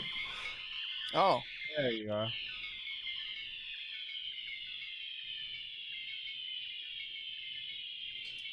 Oh, there you are. There. boom. Hello. Hey. Cool, and I hear you guys and everything, so that's Turn this working. reverb down. What the hell? There's two of me. Oh my God, are you serious? Oh wait, no, it's my fault. Sorry, hold on. Okay. What the hell did I do? Because I managed to like break the audio on my browser, Hold up. just Bye-bye. setting it up. Okay, you're live, Glork. Thank you for joining us. Okay. Hello. Everyone demanded that you come in here. They're like, bring him on. Yeah. These fucking guys don't know what they're doing. Which is fine. Yeah, and I don't know what you were doing because I managed to break my browser, like setting it up so that I could potentially share sounds with you. But now I can see, so. Cool. Oh, you can see what's going on? Yeah, I can see. Oh, wicked. Right. So now you got Matt Zoe as your body. You are the brain. Oh boy. And then you guys hear that, right? Hear that- what? Yeah. Okay. Cool. Mhm. So I could potentially make sounds. But yeah. So what was going on? Catch me up. Matt had Sorry, some I- questions. like out. I have Okay, a cool. question. Yeah. You see that random modulator next to stereo? Yeah. Is that different from the random 1 and random 2 modulators? It sort of is, but you can actually do the same thing with the random 1 and random 2 modulators. It's just a note. It's like note on rand from Serum.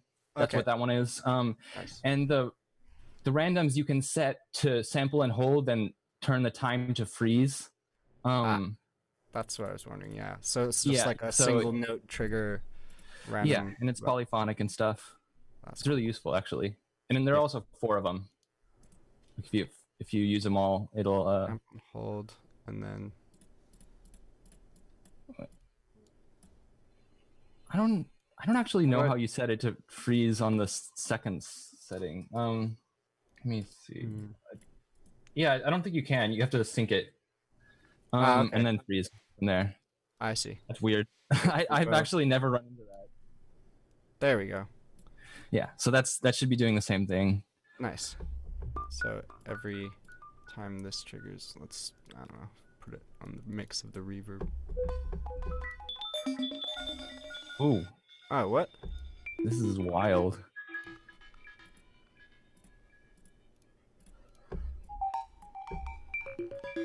The reverb is monophonic, so that Is might it? be why. Yeah, like all the effects section is monophonic, but the like voice section, like all the filters and stuff there, that's all polyphonic. Oh, okay. I see. Ah, okay, let me take off this. Nice. It's pretty quiet.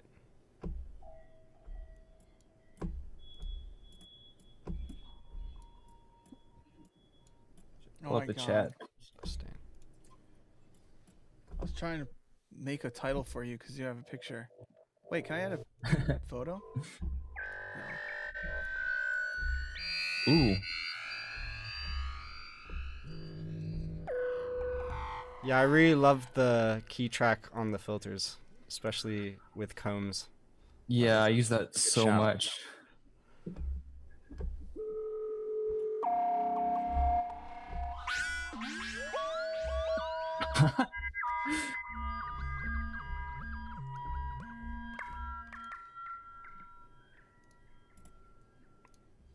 What are some of your favorite features, Glork? I really like all the spectral stuff, obviously, like that first knob, because I unlike Matt, I actually do like those kind of wavetabley sounds. I mean, it's fair because, like, you know, I made all the wavetables and stuff. Oh, not all of them. yeah, not Matt's all been of them. fucking But dissing me all day too. He said the text. He said the text to wavetable sounds like some shit that I would do in Serum because it sounded like just overdriven and shitty. Yeah, it sounds kind of like, I don't know. No, it's just a sound. It's a Right. sound. It's a sound, right? Yeah. I mean, the point is like everyone's got. I mean, actually, this is one of the things that I think this kind of process of going through all this stuff with your friends. Mhm. I mean, there's certain things about certain synths that different people like, you know? Yeah. And the workflow is Absolutely. one of those things. The sound of certain plugins. Like I saw some people saying they don't like the distortion inside Vital. Actually, I saw one of the first things that made me want to check it out is I saw Tizoki say he really likes the reverb and the distortion. And I love Tizoki's production. So I was like, fuck, Mhm. I need to check out Vital. If he likes it, I need to check it out, you know? But Yeah. different things about it, I like different things about it than other people do, you know? Mhm. Anyway, sorry. That's why I'm interested in what you like, because you worked on so much of this shit, you know? I actually really like the mod remap and the matrix because, like, you can make sort of whole sequences with one LFO and then just scan through that, use the LFO to sort of scan through the sequence, or like make a drum in one LFO and you can just like extend the transient or fundamental or tail of the sound by just playing with the LFO shape instead of playing with like a million different envelopes and stuff like you would in most synths. Yeah, no, I like that, and I like the fact that you can just drag something over and it automatically previews what that modulator will do instead of having to attach it. And you can that's actually really also scroll when you're doing that, and it'll change the modulation amount. oh wow, so and one other thing that I think is really neat that I don't see a lot of people talk about is like, you know, the like aux mod from Serum, like the auxiliary mod. A lot of people think that that's not there, but actually you can just drag a mod circle onto another mod circle and it will do that. It'll set that up for you. You can do that as well in Faceplant. Onto the actual little circle. He'll make another tiny little circle. Yeah. There you go. like that. Yeah. Yeah. Boom. Oh wow. But in Faceplant, you can't drag and drop it. I don't think you can do like another little tiny circle. Yeah, you can. But... Well, you can make like a side chain. You can make like a you could do that. You remember you could do the same kind of thing inside Massive too, back in the day. Yeah. So you can do it manually in the Matrix, but it's also just really cheap and quick to just throw it on shit. I don't even know if it's gonna sound good on this patch or whatever, but the only problem also it's doing a graphic glitch. The only problem with those little, I always had a problem with those little tiny circles.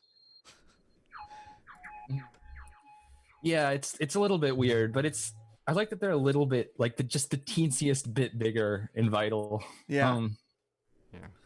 But it's how still. How do you do a fine movement? Do you hold down Shift? What?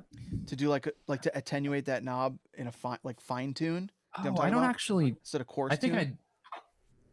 I don't actually know. Let me try. I think it would be shift, but Because I felt no, like it that. looks like shift's not doing anything.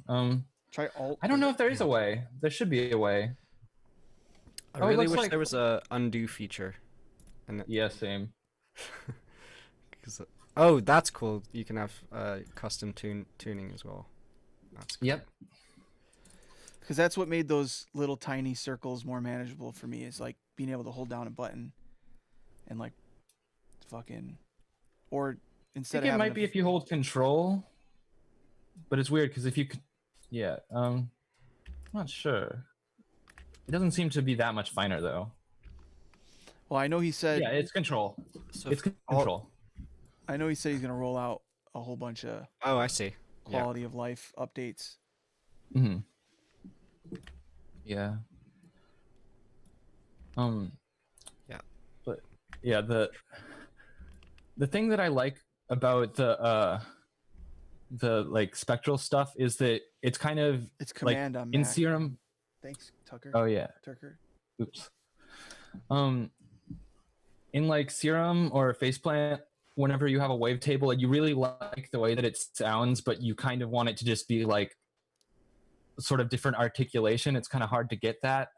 But since these just sort of move around the spectrum or like mess with the spectrum, it's a little bit easier to get something that sounds more like your original wavetable but has a slightly different movement.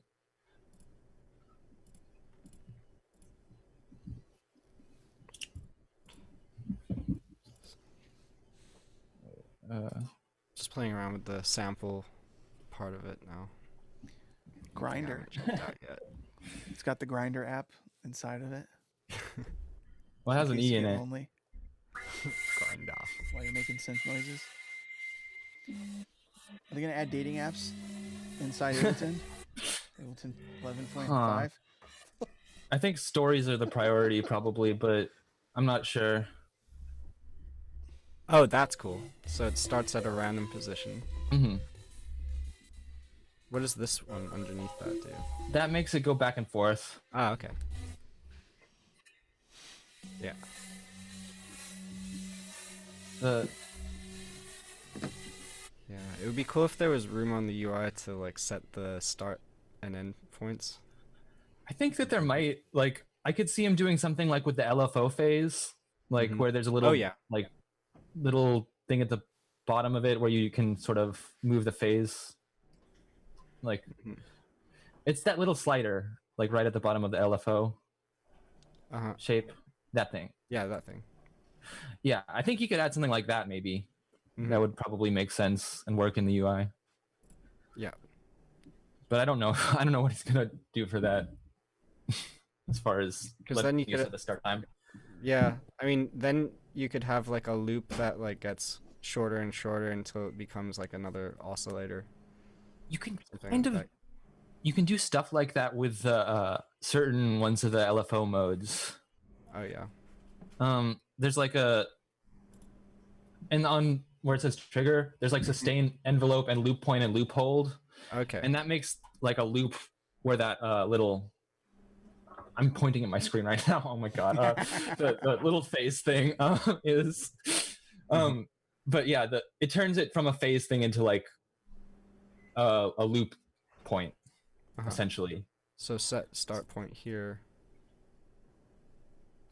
Or It's like move the phase thing around and then play with it assigned to something. I don't know what. Okay. Which one is this? Let me initialize the patch and make something more apparent. The level. Yeah, it sounds best on like stuff you can do audio rate mod with, like, and technically not every parameter is like optimized for the audio rate mod, but sometimes it'll make like great kind of shitty stuff. Oh, that's cool. Okay. But like all the same stuff you can do in Faceplant, like you can do audio rate mod to phase, filter, distortion drive, stuff like that at audio rate. Yeah, And also level, of course, if you want to do like RM from whatever. let's add my sample library.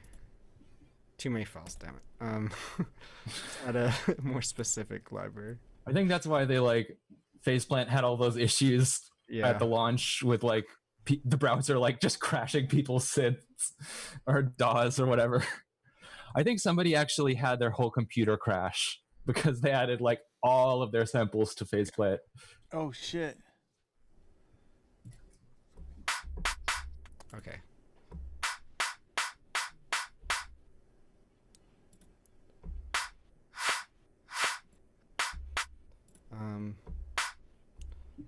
You're cheating.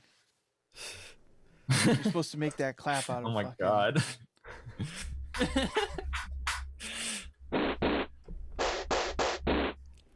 So is there no way I can adjust the start? Yeah, you can't. Yeah, you can't do that really at all. It's kind of lame. It's definitely like one of the worst parts about the sample oscillator is that there's like really no way to do like cool looping shit like that. Yeah. Well, it's not a massive deal. I mean, Yeah. it's not agree. what the synth is for, really. Yeah, I don't think so. Yeah. So it makes sense. But yeah. I think you did a really great job, honestly, on oscillators and also yeah, the reverb is overpoweredly good. Yeah. Seems like you Have you- did go through a lot of trouble to make that Yeah. a good algorithm, which I appreciate. I know Jake was saying that he really likes the unison earlier, and have you played with the little like the thing in the middle of the unison where you can like adjust the detune power? Oh yeah. It sounds really cool for doing like those pew pewy things. With Can you map that? Can you map an LFO to it to modulate it? Or I think you probably could, yeah. I'm not sure. I haven't tried it.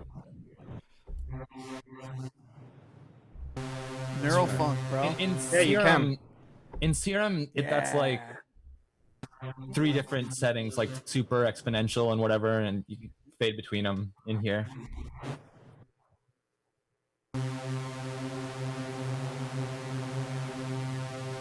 Multiplayer synths. That would be so cool. Yeah, Synthcraft. Synthcraft Dungeons.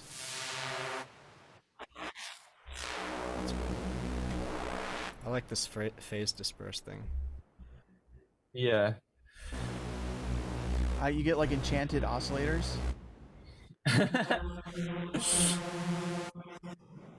Oh my god.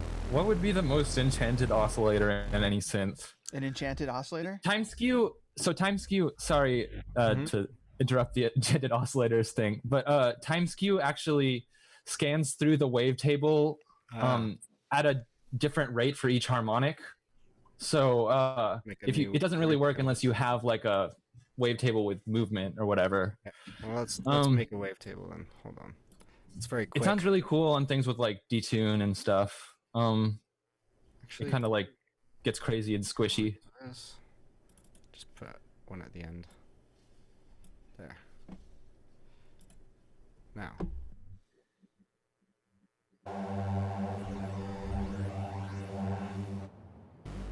Let me turn the off.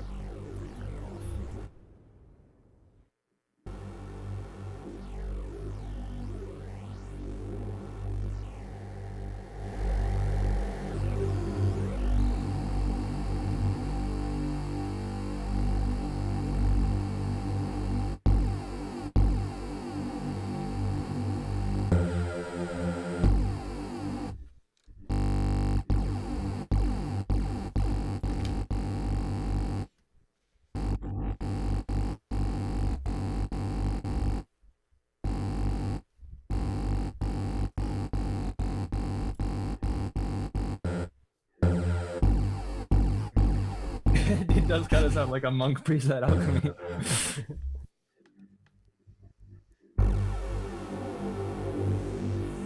That does, yeah. Wow. Gregorian monk. Oh. Very monkey now.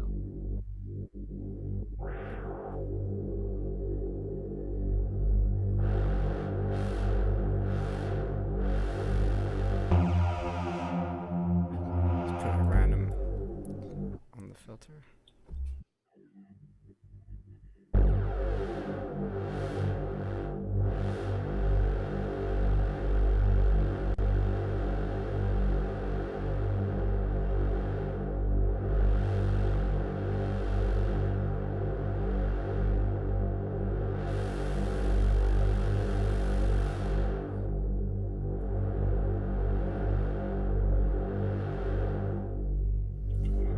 This.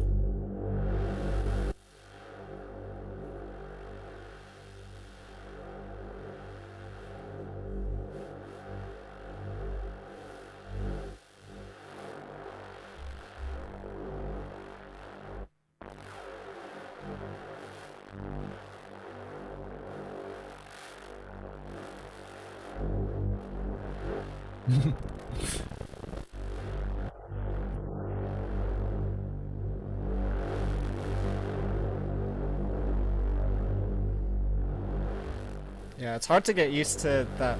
Moving it down increases the amount, like the The speed. yeah, Yeah. the speed thing is hard to get used to, but Mhm. it makes sense that Mhm. the higher It's a little the bit speed, weird, yeah. longer it would take. Yeah, but it logically makes sense. There's someone's asking if there's no makeup gain for the compressor. I think the like 3 knobs are just the output after for each band. Yeah, Um yeah. It took me a while. it's to not figure like out. a global makeup gain, but But yeah, these will if Those you're will in kinda do single it. band, then yeah, this is like the makeup gain, I'm guessing. mhm. I also had, I don't know that it got released, but while you're on this effects page, I have a Vital Effects, which I don't know if that's available Yeah. to anybody. It's not actually. He's working on making it like kind of different than it was before, because before it was a lot like Serum Effects, in that it was basically just the effects section. But he wants to do something where it's like it feels kind of like a dedicated plugin of its own more. Um, which That's I'm cool. hoping means that we'll get to use like audio input for audio rate modulation. That would be really sick. It'd be cool if you set it up the same way that like Snap Heap is in Faceplant, where you Oh can yeah, like that would also be really cool. create like multi-band racks. That would be fucking awesome with unlimited plugins, right?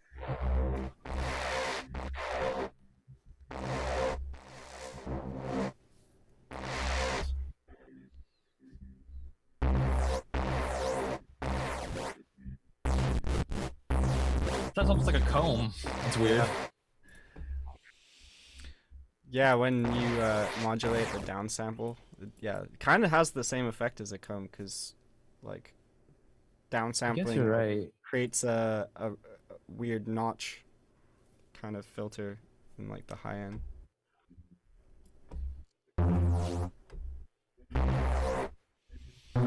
It's cool. It's like I can't help but feel like the more that I play around with this, it's like here's another way to do a bunch of stuff you can already do, right?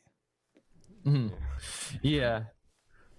And That's as far as the spectral stuff, there's not really much out there that does that, I don't think.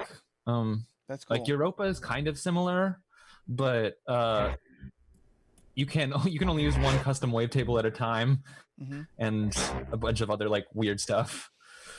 It also kind of just sounds a little, I don't know, grainy or something, in my opinion. One of the things that I thought was like from really digging into Faceplant that I wish more synths did is have all those eccentric plugins like Disperser, for example.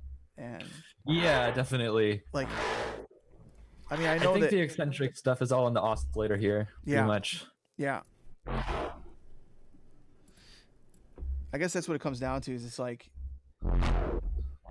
for me the way that I go about making sounds is all about like building racks of effects, and then the difference between using one synth like Serum and Phase Plant, at the end of the day, for me, it's just like, okay, the process itself is different just from like a aesthetic perspective. And then there's like a little bit of different spices you got on the, Yeah. spice rack. And then most of the like magic comes from resampling and doing shit outside the synth, Mhm. And like one of the things that Alchemy mentioned in the chat earlier was that one of the reasons he got frustrated with Phase Plant was because he had a harder time programming like the articulation of the sounds, if I got what he said Yeah. properly. So there was maybe like an advantage for him personally using Serum because he just felt more comfortable articulating inside that synth. But man, like, The so one of the biggest things for me when I look at a synth now is it's just like, are things like that, like the workflow and how I can create signal chains inside the synth itself.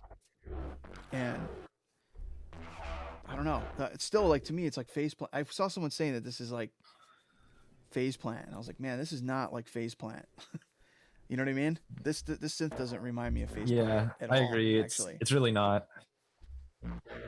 Um, It's like two things. It's the audio rate modulation and the little circles, the mod circles. And other than that, it's pretty much a totally different kind of synth. yeah.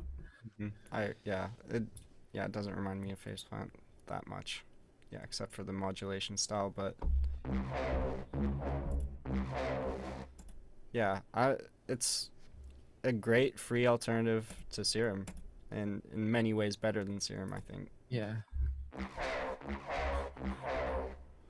I know a lot of people really love the way that Serum's like oscillators can actually be kind of messy, like if you OTT them a lot and stuff. Yeah. And Vital is actually a lot cleaner. So for some people that's gonna be awesome. I like it better clean, but Are you some talking about people like if really you stack like a abuse bunch those of artifacts. OTTs after it? Yeah, And exactly. does a bunch of weird shit. Or what? like I like that, you... but that's actually a sound now. Mhm. Do you know what I'm Yeah, saying? exactly. Like I can hear when somebody's doing that now. Mm-hmm. Yeah, it's totally the like standard for a lot of gravels, and I kind of don't dig that, but it's definitely a sound, and I understand why people like it. It was doing some It weird sounds really shit though fucked up to and Matt nice. earlier, wasn't it? That OTT was doing something weird. It was like hissing. Well, only because I had the Huh. reverb and delay all the way up. Oh, okay. Well, we'll do that then. Yeah. Yeah, there was some cool shit about Serum, and also even Ableton plugins. It's like if you go over 3 yeah. OTTs, they like break and do weird The shit. frequency shifter, for example. The Yeah, frequency yeah. shifter sounds so artifacty. Yeah. Yeah.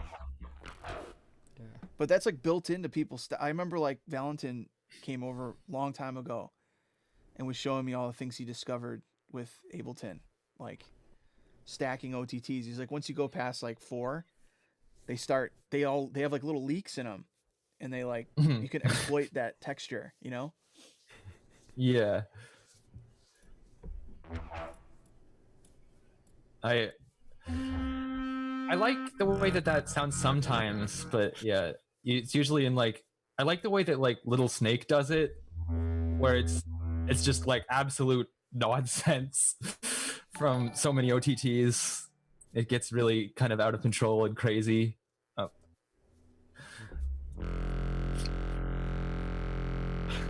I love how extreme the feedback on this goes. It's almost Yeah, I think it self-oscillating. just goes to like 100%. Yeah. Pretty much. It's just gonna go forever now. Yep. There might be like a teeny bit of filter clamping, but I think that even there's less than Serum on the ones that aren't supposed to have filter clamping, which is weird. Even though all of the combs have like really nice filter clamping in Vital. That's one thing that I really like about them too. Like the one that you're on is like a band pass that you can control the width in the feedback, and when you turn the width way down, it kind of gets atonal and weird, like kind of metallic-y.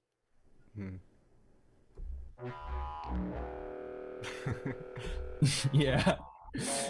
So the width determines like how far apart the like partials are, or No, it's the Or width just- of the bandpass and the feedback. okay. Like every tap of the comb, it gets filtered through a bandpass. Uh-huh. Actually, wait. I think this That's not- might actually just be a straight up bandpass. The flange ones are in the feedback, I think. This sounds Okay. like the new rhythm sound coming through. Yeah, kind of. Let me don't see if I think can so? find something. No, I do. There we I go. do That's think just gonna so. get fucking abused. Let me see if I can find. Sounds like a didgeridoo a little bit. That's got full rhythm potential. Anything that sounds like a vibrating pole. There we go. There's your rhythm track. Just Sounds need like more Corpus. OTT. Fact.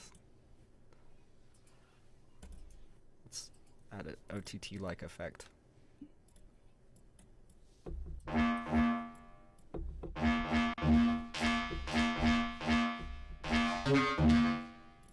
That sounds dope.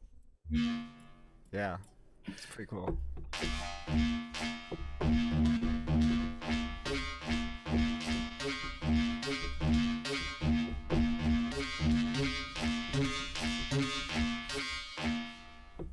Yeah,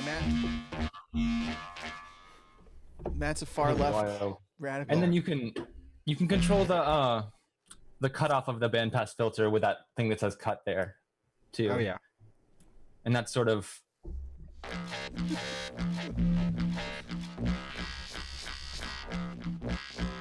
So let's I have a few sounds. another LFO, and then have this be, yeah. Sync. That's what I want.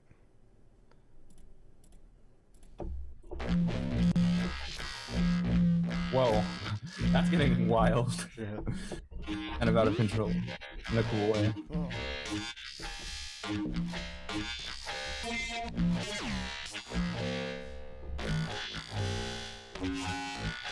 Whoa. That's cool. So I've got random LFOs going to, where are they going? To the filter.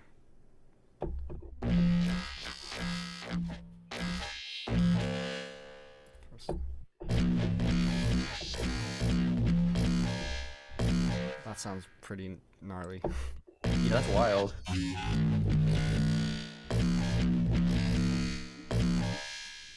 Yeah.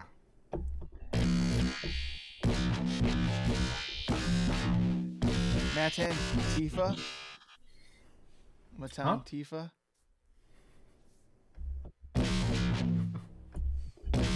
I'm gonna have to record this.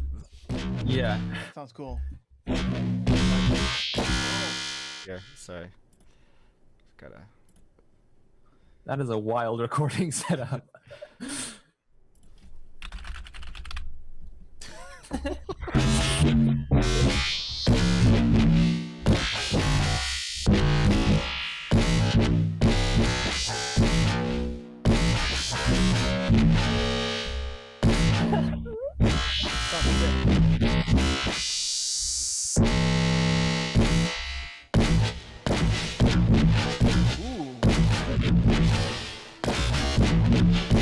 So Yo, cool. the stab sounds The band really cool. spread. Yeah. Like It's the a bit really- of a weird comb because it's got like the positive and negative resonance both in the same filter. Like the Yeah, top of it that's- is the is positive, bottom is negative. Well, that's cool because yeah, then you can modulate between them Yeah, I love it. like that.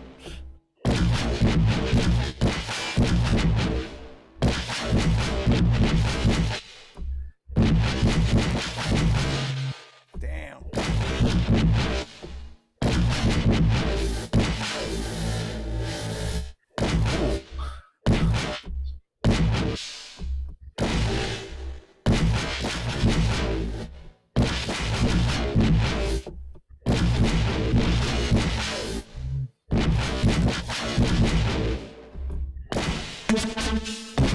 There you go. Damn.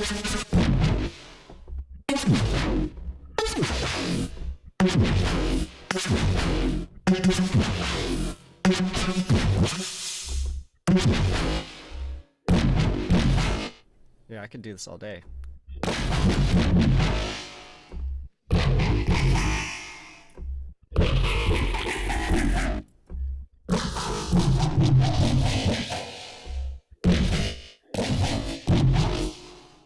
Is there a way I can change the amount of poles in this phaser? Yeah, that little thing at the top, the little slider. Oh yeah. Same as the Cool. Oh, filter. and you It can basically morph is the between them. phaser filter. Nice. Yeah. That's cool.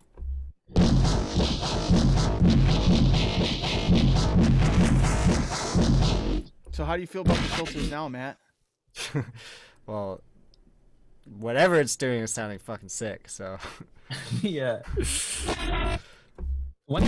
One that I think is like really underused is or not talked about enough is the ladder notch spread one. It's like it morphs from a bandpass to a notch, Oh, but there's guys, this really you guys gotta weird be careful now because Matt's in here.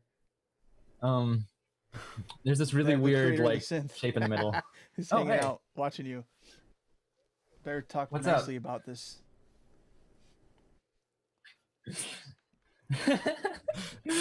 Matt Tytel's in there. Be careful.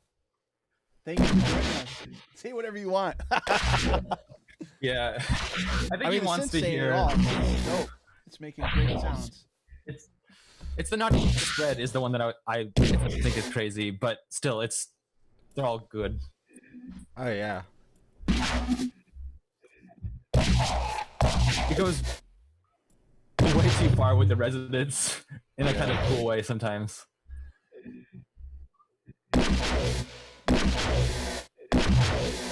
But I think for what you were doing, the comb filter is probably going to be crazier. Yeah. Still. I was liking, what was it? Yeah, let's try a comb filter.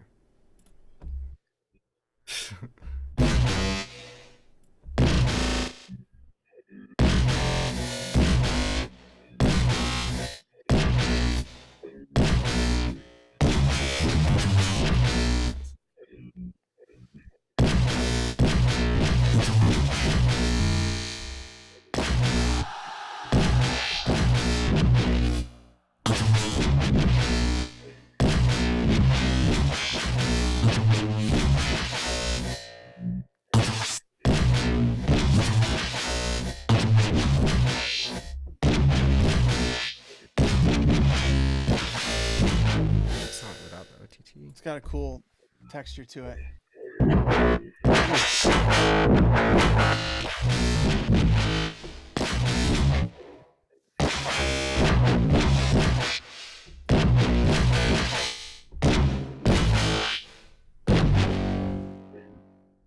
I haven't done any modulation of that.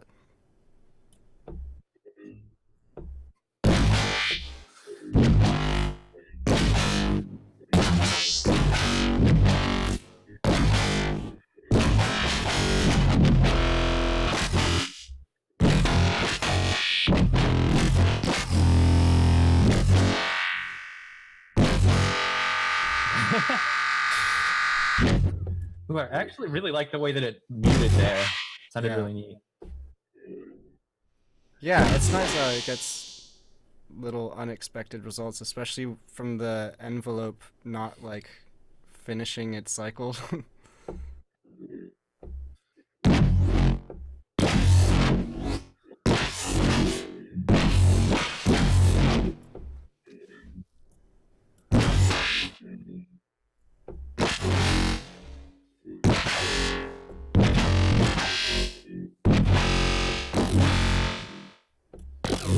Someone's in the chat talking about adding a sub, and I don't think you need to add a sub, but I do think it's neat that you can direct out any of the oscillators. How do you do so that? You can if you turn it on, or actually you could just do it on the one you have. But with on this. filter, where it says filter 2 down there, like under level and pan, Okay, you can set it direct out or straight to the effects and skip the filters or something. That's cool. Okay, that's useful. So let's have this as the sub. Basic shapes. There we go. One thing I really like is actually the spectral modes on like a sub sound kind of interesting because they don't move phases, or at least most of them don't.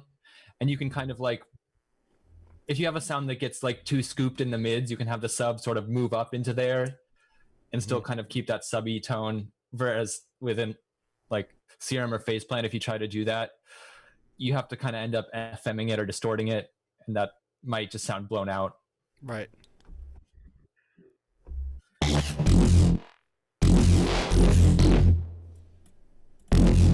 This is sounding pretty nuts without any real effects on it. Yeah, that sounds really kind of deep and gritty just without anything. Matt, you should try dragging the distortion after some of that stuff.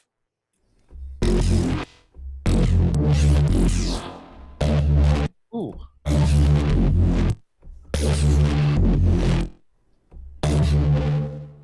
Let's try.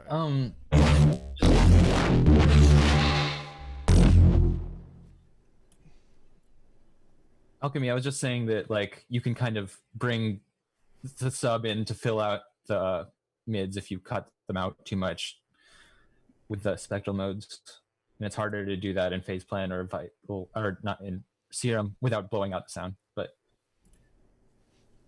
yeah, Also, it doesn't really Matt, work if you have a plain sine. Oh, go on. I was gonna say Quantum Logic said you should bring Matt on here. If Matt wants to come up here, he can. You want to talk? You should. I'll send you a Zoom invite. I didn't expect it to turn into this. There's just gonna be me and Matt fucking around, and then Glork came in, and now, Yeah. if you want to come up, It'll be some fun. shit, or give us some tips. You don't have to be on voice chat if you don't want. I'm just watching. Sorry, I keep making noises while you're trying to talk. This is what me and Matt I do. can put a mute after my. But typically we do it in the same room, but since coronavirus happened, can't do it as much. Oh, that's not working. Yeah. Oh, I can't. Damn it. Well, I guess that's enough. But that's one of the great things about the streaming. How many people have gotten into the streaming thing? It's something that producers probably should have been doing a lot more. Some of them were, but now it's like you can hang out and do this kind of a thing and invite friends that you might only know from interactions on Twitter, or that now they can come and hang. I think that's fucking incredible. Though there's not a lot of great things have come from the pandemic, but that's definitely one of them, right? Mm-hmm. I really like the online festivals personally. I don't know. I know that you guys probably love actually performing, but I never really got into it, and I also kind of don't like getting really sweaty. So Matt, tell us about your thing you got going right Yeah, now. I'm with you there, man. I've been doing Minecraft events. Got one this weekend actually. Come check it out. But you're doing a full tour for your album should actually. Yeah. in Minecraft. Yeah. Yeah. That's insane. Full MIDI time coded tour. So I definitely have to check one of your Minecraft festivals. I don't think I even have Minecraft installed right now, but it sounds really cool, and I love Minecraft. If you like virtual events, then yeah, I mean, We'll post we try and make it as interactive as possible. We'll post a Take link Facebook. to Matt's stuff on Discord, so people are asking about it. Yeah. I don't need to be booked. Yeah. Don't worry about it, Neon Stars. But thank you. There was another question too about the differences between the tiers on Tidal. Oh yeah. Oh yeah. What are the other tiers? I just have the free version, but it seems like you can do most things. Or Vital. You can do almost everything. You're limited in the number of text to wavetable uses per day because he has to use an external service to do it, which costs him money. Yeah. But you can do like everything. It's actually like in the synth that doesn't cost him money to do is free. You just get more presets and wavetables in the paid versions. So how many text to wavetable? I think it's 5 a day. 5 a day. Okay. So here you go. Nice. You Yeah, got- I was wondering I what. got it pulled up algorithm- on screen right now. And you guys go check it out. Vital Audio. And none of us are being Like we just did this. Me and Matt were just talking. I'm not trying to sell this fucking synth to anybody, Yeah. but Yeah. here's the information, and I think it's actually pretty remarkable that you get essentially the entire synth for free, and the things you're paying for are store credit. If you get a subscription, you get store credit. There's subscriber only packs, which, you know, shout out Faceplant. They also are doing the same thing, and I made one pack for them. Also, not being paid to try to promote their shit either. But I mean, here's the thing: being a producer in fucking 2020 ain't so bad, man. Holy shit! There's a lot of resources that are free. It looks like what you're paying for here, obviously, is to help Matt out because he's probably spending his entire fucking life at this point making this synth. $25 is what do we got for $80 a year, or is it a month? No, $80 is just forever. Oh, forever. This is the pro. Yeah. That's where I'll be going. Yeah. Well, yeah, this is really, really great value for sure. Damn. It's kind of changing the whole like dynamic of how people are going to price things in the future, I bet. Oh yeah. Totally. That idea of It's like, I mean, I'm like conflicted about subscription models. I fucking hate.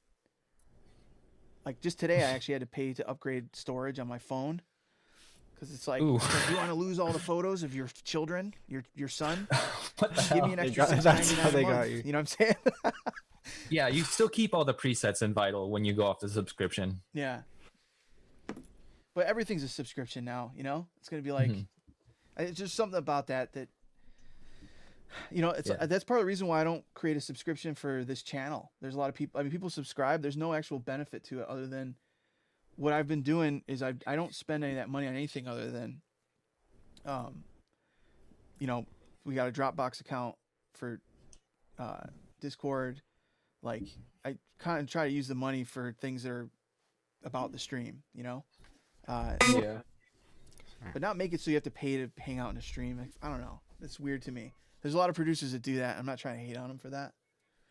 But it's just like, I don't know. I think we're all trying to figure out what the new model is of doing business. Yeah. And it ain't doing that. It's not paying to hang out on stream. You know what I'm saying? We're trying to figure out what it is. And to me, it's like hanging out with interesting people. It's a fucking privilege, you know, that I think a lot of other people, I wish I was able to do this kind of shit when I was a kid. Like just jump on stream and hear some people that made the records I was listening to talk. You realize it's like anybody can do it, right? Everyone should try doing it if you're interested in music. Yeah. It was really insane for me when I first discovered it, which I think was like 2015 or something. I think the first producer that I saw on stream was Xylent. But yeah, that was really fun, and it was a totally different era than like a lot of streams that are happening now. Now it's because it was like Xylent and Culprit were like the only people doing it. Yeah. And like Protostar. And there was pretty much like nowhere else you could find. But now most people have like done at least one random stream where they make music at some point somewhere. It feels like. Yeah. I mean, it's been a weird curve into where we're at now, because the culture for me starting out was like, you came up with your style and you shared it with nobody. You know what I'm saying? It was like a wizard with his fucking magic tricks. You know what I'm saying? It's like there's a little unspoken rule. Like you don't fucking look behind the curtain, you know? Now it's so much different. Don't you think? Now it's about like, I just feel like it's more, it's about sharing information and kind of like that. It's about like enabling people to make stuff that they want to make through sharing what you can. Yeah, I think there's producers that do that kind of a thing. I also kind of feel like it's cringy to a certain degree with celebrities. They're trying to keep this mystique about them, that they're so cool and untouchable. I'm like, I always kind of felt that way about like the production secrets thing, but that's just me. Well, it's like if you're trying to act that way, and I listen to your music and I can tell you're using some shit it's obvious what you're using. You know what I mean? It's like, that kind of used to work back in the day. Like when I listened to like Justice Cross album, I was like, how the fuck are these guys making this shit? And I went and looked them up. And I was like, damn, there's no pictures of these guys. I don't even know what they look like, you know? Then finally I saw a picture of a video, and it's just two French guys smoking cigarettes, you know? And I was like, damn, these motherfuckers have some access to some cool ass shit that I'm never gonna, you know what I'm saying? They're almost like demigods. I feel like now it's Yeah. like, how cool you can't act that cool when you got like, so, I mean, people just know what you're doing. It's not that cool. You know what I'm saying? Like the cool shit is like, if you're really on the edge of what's cool, it's like, there's a lot of community around trying to figure, like the shit we've been trying to figure out lately with Zach, kind of spearheading it in Discord. It's like, he's been getting this Python code running to run the OpenAI jukebox stuff. And to me, that's like, that gives me that same feeling of mystery that I once had with electronic music when I was just a kid, you know, and like started DJing, and I was like, damn, what the fuck is this whole world of dance music, you know?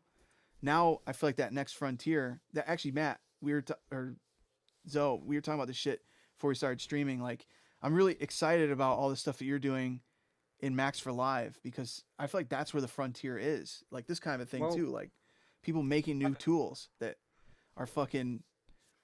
How did you How did you get this? Max for Live allows idiots like me to be able to do stuff, but like I was gonna ask, how did you get into like programming VSTs, and where did you start, and how does one start? You talking to Glork? Yeah. Oh, I don't program anything. Okay. I just worked. I worked a lot with Matt on the like features and stuff. But yeah, he's the one you want to ask. Yeah. So Matt, I just worked on a lot of factory content, and but I, don't like, sell yourself short, man. with Like some Glork, ideas. Yeah, like, I'm sure you did a lot more. I feel like I was gonna say the amount of insight that you have is, you know, I mean, it's fucking great talking to you, man, because, and man, that's like, usually I talk to Matt about this kind of shit. For me, it's like, I just intuitively figure stuff out. And then, you know, once it starts getting into the painstaking space, it's like, okay, that's like a conversation I need to have with somebody, you know? But it's clear that you understand a lot about how, and you're also fascinated about how all this stuff works. Yeah, Both of you guys. I'm so excited about it. Like, I think I actually sort of came up with the, like, not completely, came up with the idea for time skew and harmonic stretch. Those two, like, wavetable modes, but they were all also sort of based on other things. Like Gladiator has something that's kind of like time skew, except you can't use custom wavetables on it, and you can't like update it live. You have to just skew it, then play through the waveform at any static position. So Matt kind of went way further with it. It did something super insane with it. That's awesome. And then the same with harmonic stretch. It's like in Harmor, you can do this thing where you sort of spread the harmonics out till you get like square harmonics, or go further and then get really thin kind of screechy sounds. And what this does is it does that, but it keeps it tonal. The harmonic stretch. And so that's why it won't work on a sine wave, just in case you ever try that. Because it's just stretching the harmonics about further from each other. And if you set it to like 62.5%, I think, it'll actually squarify sort of your wavetable. Like it'll take all the even harmonics out, but not actually remove them. It just sort of stretches them to be in a squarey position. I don't know. Around that it sort of creates like a bipolar version of your waveform. Yeah. I don't know how else to describe it. The only other synth I think is like has similar functions to that is Razor. Yeah. It's like harmonic stretching. I think inharmonic stretch is almost the exact same thing as dissonant sync from Razor, except for you can use it on any wavetable instead of just a saw, and it's also bipolar. Nice. That sounds like the name of like a rhythm DJ, Dissonant Sync. Yeah. Definitely like a song. But yeah, it is a lot like Razer in a lot of ways. I like that because Razer is very limited. I like a Yeah, lot of yeah, those it's like sounds too. That's Yeah. part of the reason why I installed FL. Did you know you can run FL Studio inside Ableton, Matt? Or either of you I guys? knew, I know I could like rewire it, but what do you like actually run it as a VST? You can run it as a VST almost. It's like it like That's loads up the same way that Reason I've does. been using I- Edison in Ableton for a while. Yeah, But I didn't know you I could use- love Edison that's so what Glorp much. was using last time we were hanging on stream. Nice. But yeah, the reason why I installed FL was because I wanted specifically to use Harmor to make some of those kinds of sounds. Mhm. I've got Harmor. They have that You can weird. definitely. Wait, where's Yeah, you can use it as a standalone plugin on PC. Yeah. You Mhm. can't on Mac. Yeah, you can though. use almost all the image line stuff. Mhm. I really want the granulator as a VST. Yeah, I used Right. that. I on don't think that stream they're gonna do that though. last week. No. Granulator 2. I You miss talking about I the miss live? FL's granulator. The The FL one. yeah the Oh, FL oh. like a sampler, but it's granular. Have you used It's a little Granulator bit simpler 2? than granular. Yeah. They Hmm? make a Max for Live granulator. Have you used that one? Yeah, that one's cool, but I don't know. The FL one has a sound. Okay. I really It's also miss- just like it's so straight to the point. The Yeah. FL one. That's a question for you Um, guys. How come there's not like? Remember? Did you guys ever use Maelstrom back in the day? The Reason synth. I've only used it recently. I never wish used that it. granular synths would be more of a thing. You know, versus You can actually wavetable. in the Bitwig sampler, you can actually do a sort of similar thing to Maelstrom. Mhm. I think it works like the same. It was like a grain. It's like on the Maelstrom's cycles like mode. a grain table synth. Yeah, and at first the Bitwig devs were like, "Yeah, our answer to wavetable synthesis is the slice or is the cycles mode," and it sounds much more like Maelstrom than Serum or whatever. But it's a kind of cool sound to itself, and you could use any file in it, obviously, because it's a sampler, which is Man. neat. I don't know what's going on inside Maelstrom, but I used it recently, and that synth sounds great. It sounds awesome. Like just an even old like the one as well. regular square and saw and stuff. It's like there's something going on there. I don't know if it's like psychological and it's like nostalgia or something, but I was just listening to a lot of those grain tables in there and some of the waveforms, and they sound so good to me. I don't know if you guys I have think- played with it recently. A lot haven't of those played with it old in a long synths time. sound better sometimes because they don't have anti-aliasing and like they're a little bit cheap around the edges, which gives them a certain edge sometimes. But that could be. I noticed that you Specific. did you download those Korg synths, Matt? Oh yeah. Those ones are funny, man. I'm using them a lot. They're fun to use. Some of them sound like it, shit. It brings me though. back. Yeah, Yeah, those are some of the, like when I first pirated VSTs. I got what's it called? Wave Station, yeah, and the MS-20 and the Poly 6 thing. And I love that they haven't updated them too Oh, much. yeah. I downloaded Poly 6. I got the whole bundle. The Poly 6 Oh, yeah. sounds good. It sounds great. Yeah. Yeah, I'm sure they updated like the analog emulations, but the Pigments. the vector synthesis ones are just so shitty and 80s sounding. So It's great. that's an Arturia synth, right? Pigments. I downloaded Mhm. that. What's it called? The old Fairlight emulator. Have you played around with that? Or monopoly. I mean, It's like it's called like CM or what's it called? CM I something. played with that, and I 5. really loved the way that it sounded. Actually, Yeah, it sounds weird. It's cool. So all these there's all these other synths, and I'm like fucking around with like Wave Station, M1. I had like more fun playing around with like those than like a lot of other synths in a long time, just because they're fun. They're funny too. They're like yeah. comical, like the flute ones. Yeah, you can't get those sounds out of modern synths. It's just I was like, making like not shitty enough. yeah, I was making like nature soundtrack music, like you know what I'm talking about, like spa music. It's great. Little chimes, yeah, little yeah. twinkly noises. Yeah. They're Just super that corny. everything sounds sort of General MIDI sounding. Yeah, they sound like- corny in a way that's like makes me happy. Yeah. I feel like there's gotta be like some revolution eventually where we could make things sound that like corny and terrible in a synth that actually sounds nice. I So you remember can sort of Yeah. like fade between those two. I almost kind of like, feel like yeah. that some of the, you know, the seriousness of sound design, it can actually like impede, like, you know, just I mean, especially when you're making dance music.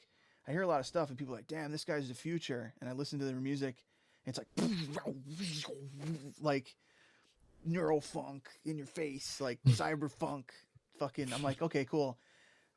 And then I hear someone else make some shit that's just fun and it's stupid. I'm like, man, I prefer that. I would rather listen to that kind of shit, especially at a dance club. Like, I'm like thinking about what happens when pandemic ends. Do I really want to sit in a club and listen to like fucking dystopian, dark, fucking shit?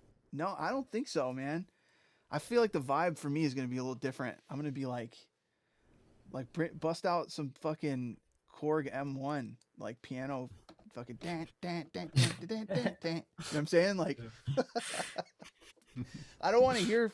I mean, maybe I will. I don't know. I feel like I'm done with dystopian for the rest of my fucking life now. I don't want to hear this shit anymore. I know what a shitty future looks like now. I'm living in it. You know what I'm saying? It's only gonna get worse. Like, I mean, imagine if they're like I'm thinking about the Titanic when it was sinking. Remember? Like, I feel like they were playing happy music. They're just like, "Don't worry, guys. Like, things are gonna be all right." That should be Jake, our we have cue. They we have an playing, album like, full of dun, dun. They dystopian weren't playing dark like a music. funeral What are we gonna dirge. do? You know what I'm saying? What'd you say? We have an album full of dark dystopian music. We're gonna have to throw away now. Oh, me and you? Yeah. No, but I feel like it's tongue in cheek. There's a lot of tongue Yeah, in cheek, man. Yeah, God, I think it's not always dark. I think that's kind of what I want to hear is like tongue-in-cheek dystopia, like that like it's dystopian, but it's also just like, well, guess I don't know, guess like my cyber brain is being hacked. I'll just have a party. I just, Something yeah, like I, that. man, I guarantee, I know why I'm doing this, and it's because I'm fucking getting old. This is why I'm acting the way that I am right now, because all this shit's just old to me. You know what I'm saying? Like, how many more songs do we need about this? Like, let's take acid, dun dun dun, acid, dun. Dun. You know what I'm saying? Like, let's make more songs about acid. You know what I'm saying? I feel like half these motherfuckers never even took acid before. You know what I'm saying? I don't need to hear any more songs about that. I don't think the greatest songs of acid have been written. You know what I'm saying? It's like people's whole entire identity is around acid. I'm like, also, acid's not even that great. Make a song about take mushrooms first off. You know what I'm saying? Acid sucks, from my experience personally. I don't know. Maybe agree. again, I think I'm just getting old. You know what I'm saying? Same thing with like cyberpunk dystopia. It's like flip it a different way. That's like that new game 2077 Cyberpunk. Fucking forget it. I don't even Yeah. want anything to do with that game anymore. It seems like it started off ambitious, but now I'm just gonna play like basically a adventure action game. It's not a role playing game. It's not taking Cyberpunk Yeah. anywhere that Not too pumped it about hasn't that been one. taken. You know what I'm saying? And it's a shame because there's a lot of room there to play around with some of those themes and go places that haven't been gone yet. So that's what I'm saying. Make a dystopian record that's fun. You know what I'm saying? Yeah. What about that? That would be amazing. I mean, has anyone done that? Made a fun. There's got to be something like that. I mean, it's like if you listen to like the lyrics and the track titles on From Rotting Fantasylands by Nero's Day at Disneyland. I don't know if you guys have heard that, but No. it's like a very, very silly sounding, like glitchy album, but like it's all about like being miserable and hating money and stuff. And you can't even tell because she's just screaming the whole time. The lyrics aren't obvious. Of course, there's like track titles like Plumes of ATM Sinew, but it sounds silly and fun. Yeah. So I recommend that album. We and Matt it's a try bit to do old, that. though. We'll do the full breakdown someday when the record actually comes out. But I feel like we made a lot of songs that were kind of like inside joke. Yeah, if Blade Runner was like a spoof. And also just kind of like, yeah, just feels like we're already living in the Black Mirror. Like, Yeah. if you look around, it's like, I mean, that's how I always felt watching that show Black Mirror, is I was like, the genius of this show is that if you just take away the one little like science fiction-y piece, it's actually like what we're doing right now, you know? Yeah. But someone said, shame you're creating an opinion on something that hasn't even come out yet. I'm just curious what that was about. Was that about like Cyberpunk 2077? Probably was, yeah. Yeah. I'm not. That one triggered. I made a I'm not tweet too about excited about it, but it could be good, I guess. Everything seems to be leading me to think that it's like another AAA sci-fi open world game It's just that I was we've talking. seen. So I went on a hike yesterday. And we were talking about this, and I was just saying that, it's a really hard situation that all of us will end up in at some point if you're putting stuff out. And like Matt, I'm sure you can relate putting your album out, right? And I can relate with a lot of things I'm working on about when to pull the trigger, how long to create a window to talk about something. So you're like, okay, I'm going to put this album out. How should I do it? Should I announce the announcement of the album, then announce the announcement of the announcement, drag it out as long as I can? Should I put singles out? Should I put, there's 12 months in a year, there's 12 songs on my album. Should I put one song out each month? Then by, Oh my god. I mean, how do you do it? You know, how do you keep people excited and engaged with your idea? And then already that's a problem, right? But then what if something goes wrong in the middle of you executing your idea? Like, I don't know. It seems like with Cyberpunk, things just started not working. You know what I'm saying? Or they weren't hitting deadlines or whatever it might be. So now all of a sudden you're like, oh shit. All right, guys. It's like me when I put up that thing. Like we were trying to fix Matt's mic, and I put this thing up. Kind of be like, all right, guys, focus on this for a minute while we figure out what the fuck went wrong back here. Right? Cyberpunk's been doing the same type of shit. They're like putting out fucking music videos. I'm like, why the fuck are you putting out a music video for the fucking video game? You know what I'm saying? Like, it seems like you're trying to play some kind of like game, like a Jedi mind trick, like 3-card Monty. You know what I'm saying? Like trying to distract my ass so you can get the money out of my back pocket. You know what I'm saying? Before I cancel my fucking pre-order. That's what it looks like to me. They're also even saying that, you know, you can't, like, some people are going to be getting it early, but you can't stream it till it comes out. Yeah. Which that's a red flag for me. Huge red flag. Huge red flag. Do you know what I'm saying? Mm-hmm. It's like if I invited you guys over to listen to my album, I'd be like, listen, just don't tell anybody, don't tell anybody you listen to this yet. It's like, let me fix the things first that we're talking about. You know what I mean? Yeah. Instead of like, oh yeah, so I heard you went and hung out and listened to Jake's record. How's it sound? It's like, he told me I couldn't tell you. You'd be like, why? What the fuck? I can't tell you why. It's like, all right, something must be wrong. You know what I'm saying? I mean, this is the problem that even as a musician you have once you start announcing that you're going to do something. So my theory is that you should just never say you're making an album or that you're about to release an album until you fucking like have the release date and have everything ready, and then you can start talking about it. Until then, nothing is in stone. Yeah, I feel like they made that mistake. They probably started talking about it as soon as they started developing it. Well, they also started to be the best game ever. They also started to do weird flexing too, where they're like, you can customize your genitalia, which is, and then apparently there's not much even of that. But it's like, why even say that? You know what I'm saying? Like, maybe it's a integral part of the game. But to me, it's like, well, what ended up happening is that I think it was a way for them to be like, all right, there's going to be that level of customization. Like, this is going to be that deep of a role playing game where you can like customize all these different things. Apparently, there's like 2 vaginas and 2 penises or something like that. Like, not bizarre. anything particularly exciting. That's also just weird. You know what I'm saying?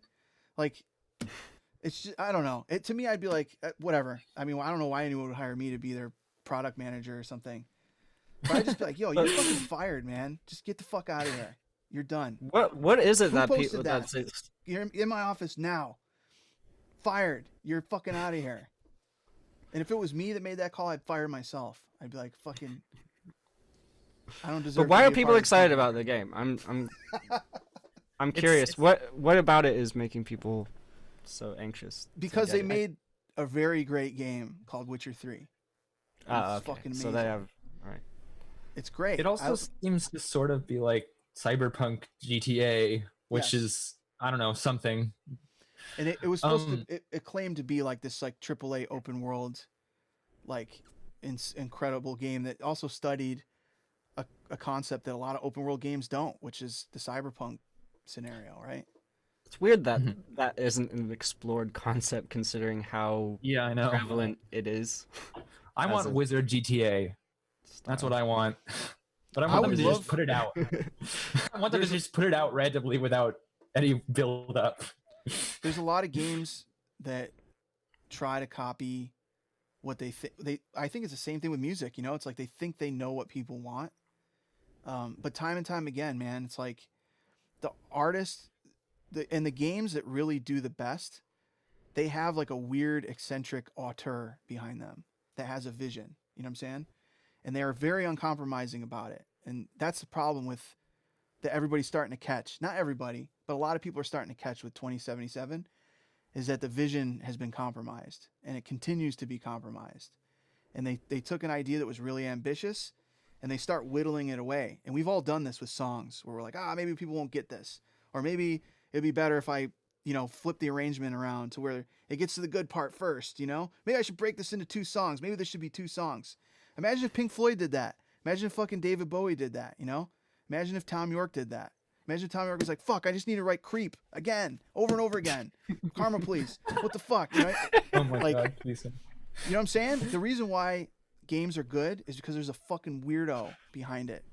That he gets in fights with CEOs. He gets people almost fire him from the fucking company because he's got an idea that is fucking weird. And people are like, I don't get this. This isn't even what reflects what people want. And he's like, now you have to understand this has to exist. And I feel like the compulsed. best games are made by like 6 people. Like Shadow of the Colossus is a good example. It was like one guy and a team of maybe 5 or 6 people, I think. So somebody brought up, okay. like- Oh, sorry. Go ahead. Sorry, I'm just reading the chat. No, that was the end. What did you say? I missed you. What you said? Yeah, I tend to like small like indie teams better. As far as games I get into. This guy's saying Cyberpunk has Mike Pondsmith. Maybe here's a difference. Remember when? Here's one of my personal heroes. There's a couple of them. There's Miyazaki from Dark Souls. And he was actually he got brought on. So they did fuck, I don't even know where to start with this, but they did a remake of Demon Souls that everybody's familiar with now because it came out on PS5. It's like a launch title, He is not a part of that game. They hired another company called Bluepoint to fucking remake it, and they did an incredible job from everything I can see. But part of the reason why is because they paid the highest level of respect to the guy that makes the Souls series what it is, and left a lot of his ideas in the game. They didn't like polish it they polished it in certain ways, but left a lot of it alone. And they listened to the community, big part of that, which I think is like super important because once you start getting in this position where like all these people start twisting your arm, you got to be prepared to straight up just be like, this isn't happening then. Like the whole project is going to shut down. Like if we're not going to do Cyberpunk the way that it's intended to be made, then I'm going to like go down with the ship. Like the whole fucking shit's not going to happen, And to me, in that moment is when you become one of those kind of like revered auteurs, where you're like willing to just fucking burn down the entire house. You know what I'm saying? And who's the other guy? Fucking that did Death Stranding and fucking Metal Gear Solid. Why am I spacing? Hideo Kojima. Yeah, yes, Hideo Kojima. Hideo Kojima. So Kojima, same thing, right? He was willing to get fired from Konami or whatever, right? Because they were like, I'm still so upset about that game. I loved PT. So to me, it's like, okay, if this guy is the guy that everybody thinks he is, then we'll see what Cyberpunk looks like when it comes out. Sorry, this turned into some weird. Yeah, this video is game definitely not channel. about Vital right now. But I feel like it's related to music, right? Like, yeah, it is. And also we're talking about like indie one-man teams, and that's the synth that we're using right now. yes, Yeah. yeah, and the features, Yeah, the features that you roll out in a synth are again, like I said with Phase Plant, the things that I liked about Phase Plant was the eccentricities about it, you know? And yeah, same reason I like Serum when it first came out. And I still love Serum, don't get me wrong. Now it's got other things in the market that learned from Serum and are like trying to find their own little spaces in there. And the thing I like about all these synths at the end of the day is that you can tell that these are all like passion projects. Like that's what I get from Vital, just from the now 6 or 7 hours I've been playing with it. Is it feels like there's like we said, there's an auteur behind there that's like making sentient decisions about, especially aesthetically, how it looks and how it functions. That's huge, Yeah. I was just gonna mention that I'm watching what Matt's doing with the wavetable importing right now. And I actually know how it's working. Let's hear it. Care. But if you drag like a actual wavetable in, you want to put it in the wavetable mode, like a wavetable from Serum or something. If you are trying to get turn a sample to a wavetable, you want vocoder pitch splice. And what pitch splice does is it tries to detect the pitch and then sort of blends between the frames, and that's pretty much it. It's a lot like the Serum pitch. I don't know. The Serum import mode without any pitch movement. And then vocode is cool because it kind of like makes things work better because it sets all the phases to the same thing and randomizes them. Let me find a one. These are all multiple hits. What are you trying to import? Just a I can't clap sample or anything. Okay.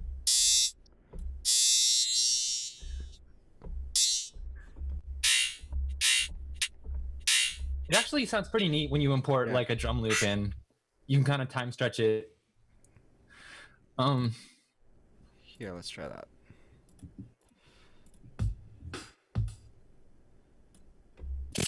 Whoops. Oh. You probably want it to be way slower. Yeah.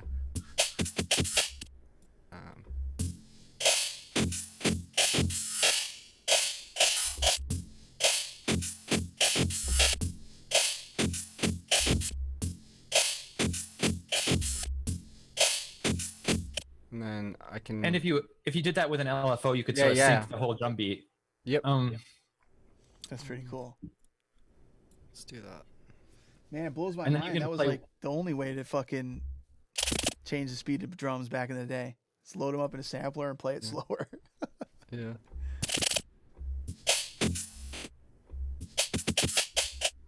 I want it to loop. How long is the drum loop? Like how many bars? It's like 4 bars. Well, I only want it to loop one of them, so I'm gonna use this loop hold.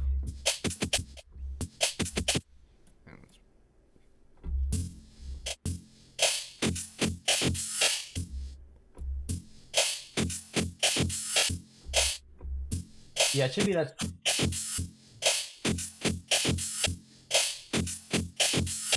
One thing you can do, since it has this is a really small feature, but it's actually really neat for things like this. There's a vertical grid, which isn't in Serum, but is in Phase Plant. So you could like make it go to the first fourth or whatever, if you want it to be going through So like that. No, no, like set the where it says 8 and 1 above the LFO. Oh yeah. Move the 1 up to like 4. Oh, okay, yeah. And then now if you drag the whole thing Yeah. through like it the snaps. yeah, you can choose which bar you want to play through essentially. Nice. Cool. If you want to use the whole thing, but yeah, you had it looped.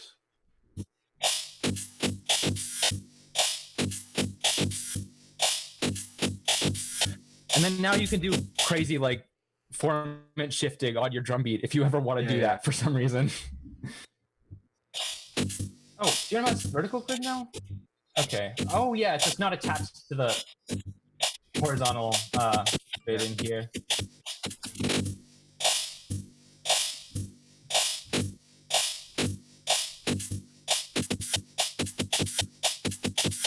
That's kind of cool.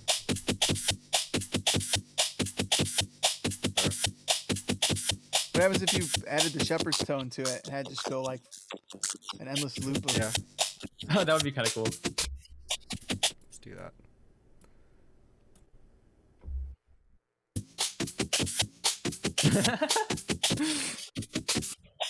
Let's make it slower. I could imagine that could actually be kind of cool. Like in a fucking techno tune. Imagine that. The big ass kick drum. Yep.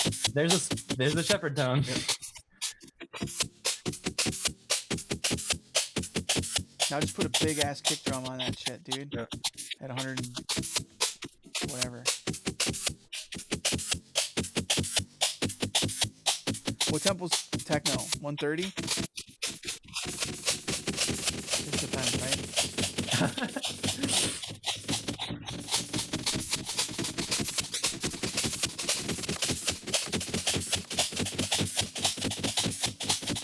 Is that slow?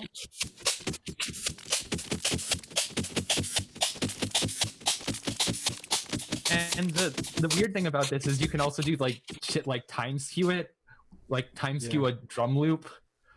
And it kind of stops sounding like a drum loop at some point, but with just the teensiest little bit, it just sounds like a weirdly like smeared, spectrally drum loop.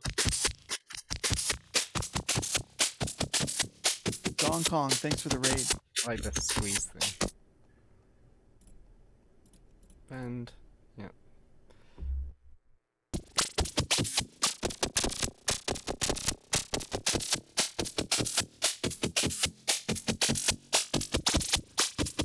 Oh shit, Autobahn Sriracha.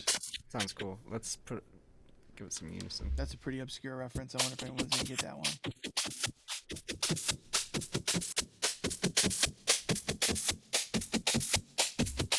What is the high res wavetable? It's actually not working right now, which I think is really funny.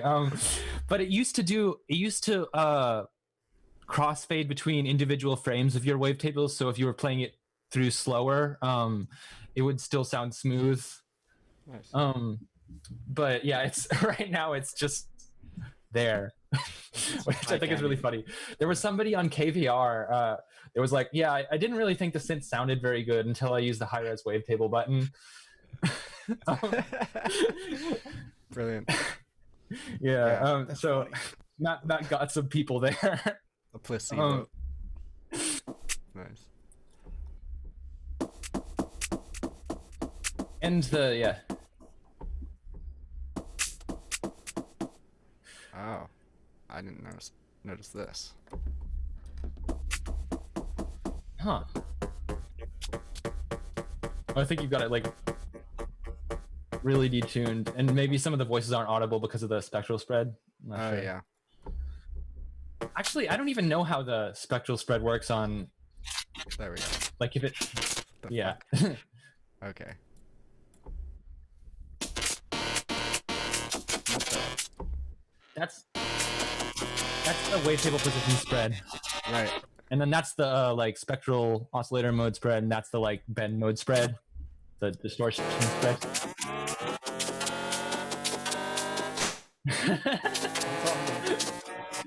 Nuts. That is yeah. I actually haven't really gotten like amazing risers out of the shepherd's tone yet, but then you immediately did it, and now I have to try all these things. Oh yeah, I love anything with a shepherd tone feature. It's great.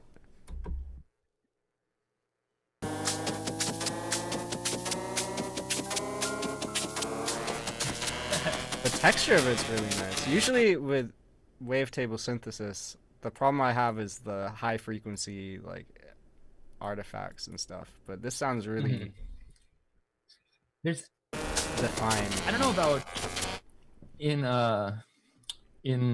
Faceplant, but in Serum, there's actually a lot of weird like little aliasing-y stuff. Whenever you move the wavetable position or the warp mode at all, when you just have a warp mode turned on, like you can move the wavetable position and not be moving the warp mode, and it'll still like put out some weird little frequencies. Yeah, I'm sure it's just like going between like zero crossings and stuff like in the wavetable, or yeah, between like I don't frames think of the- so, because if you use a wavetable with no phase movement, it still does it. Huh. I wonder why then. Shit. Yeah, I think it's just weird. zipper noise. Yeah. Um, But yeah, this is really clean sounding, as you said.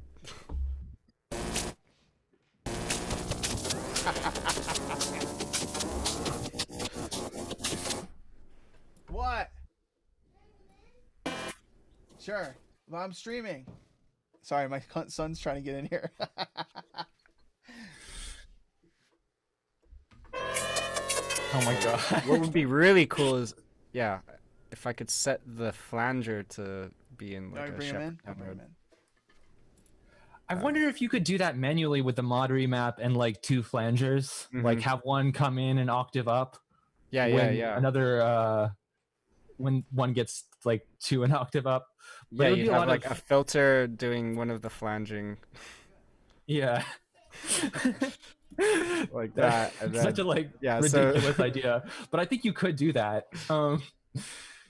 but you can't set the it's wave hard type. If you could set the, oh, if I could just set The depth all the center way is down. in semitones. The center control and the filter cutoff are both in semitones, so you should be able Okay. to do that. So if I do this.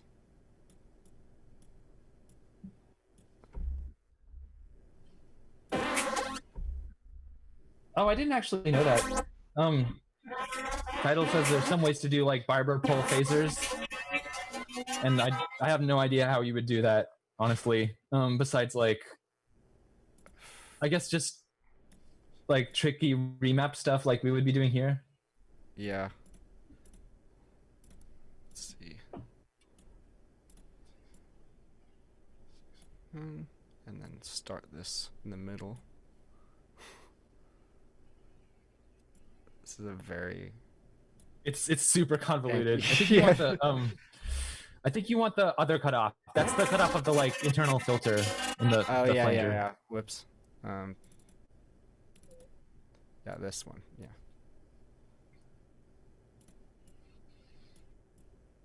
And then we have to do like crazy stuff with the Yeah. mix or something. Yeah. So this has to like, oh, I don't know if I have enough LFOs for this.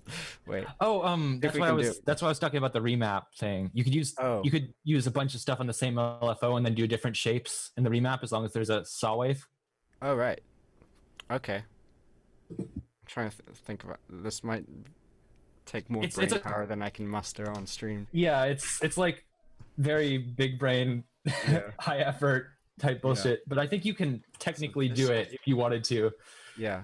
This has to fade in and yeah, actually it has to be a triangle. So Yeah. So you could just put the same yeah. Yeah, I will soon. you could put the same LFO that's doing the like cutoff and stuff on the mix, and then just draw a triangle and the remap. Wait, does So it that way when you- automatically add more LFOs the more I use? It goes up to 8.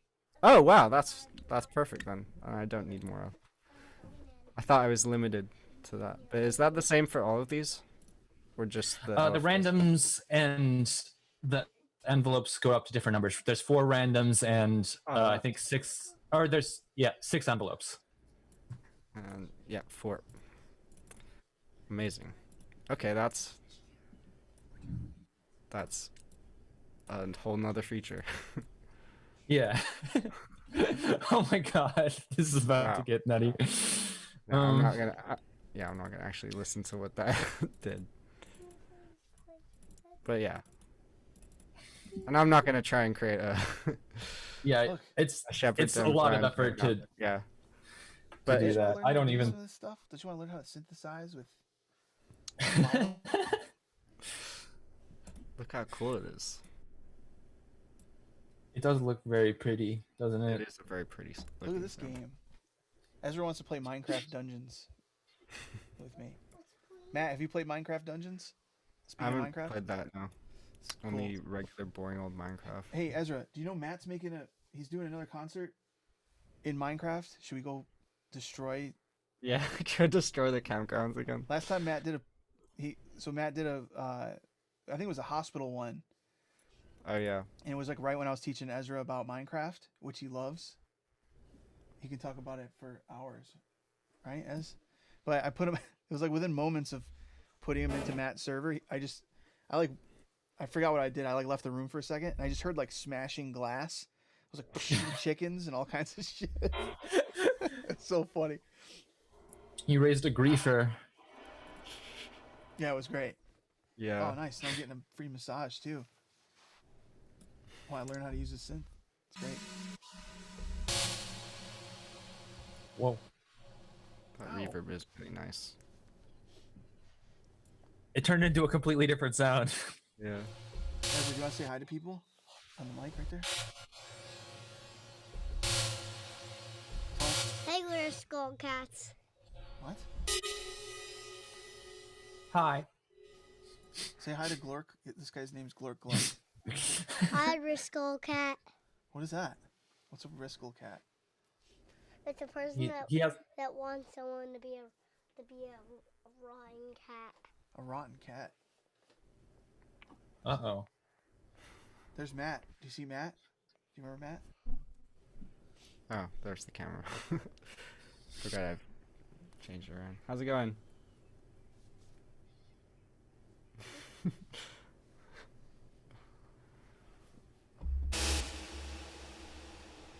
Making weird noises.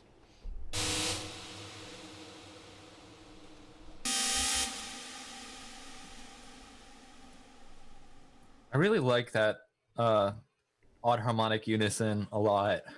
Mm-hmm.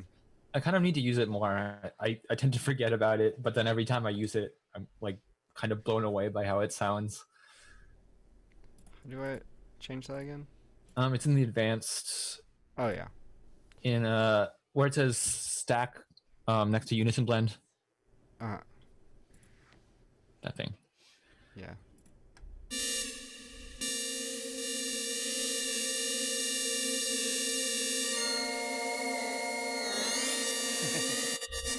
What's distortion spread? You guys already mentioned that? It's the like kind of more Hey, normal guys. warp mode spread for each oscillator. Hey, Hey, Ezra. guys. Hey.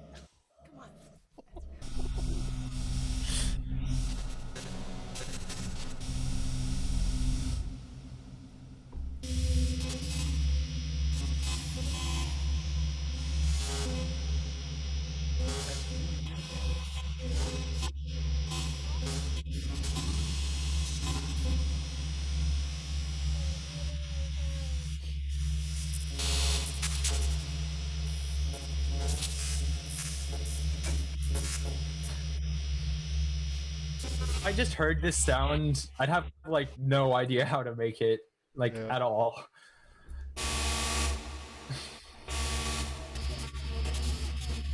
Yeah, it's very easy to get random unexpected results with this, which makes it really useful.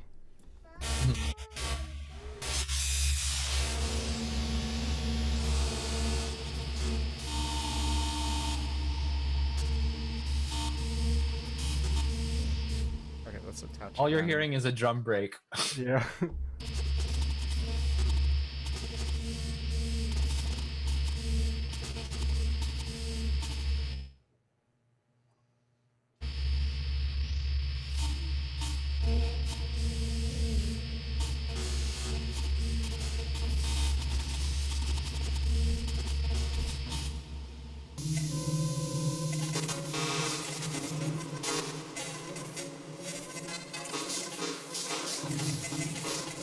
Now it feels like we've gotten granular. Yeah.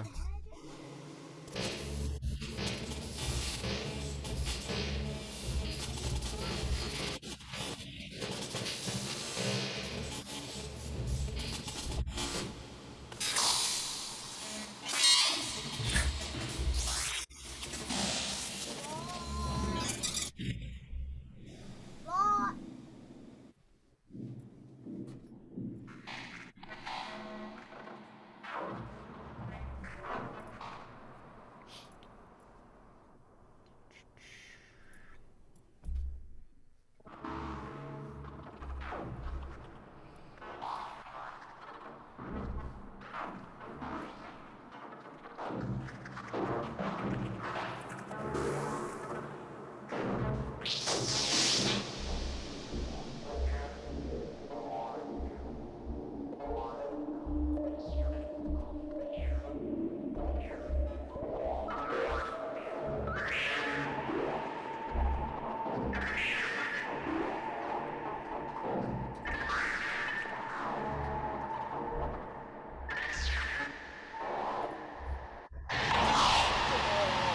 OTT. I like that you can just select the high bound or I like that you can turn down the ratios individually too. yeah. You can also expand, which I've like barely ever had to do, but it's if I'm making like a chuggy kind of bass, it's kind of nice that you can like Yeah. take it to full expansion and just have like little blips of high end or something. Mhm. I like expanding the low end and then compressing the high end.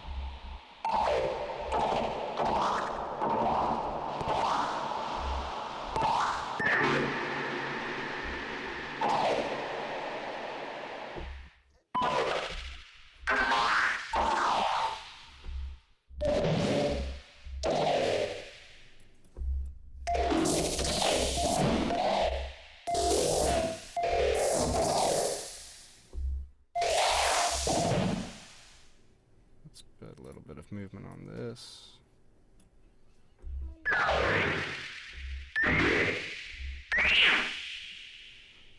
Please, Dad. Please.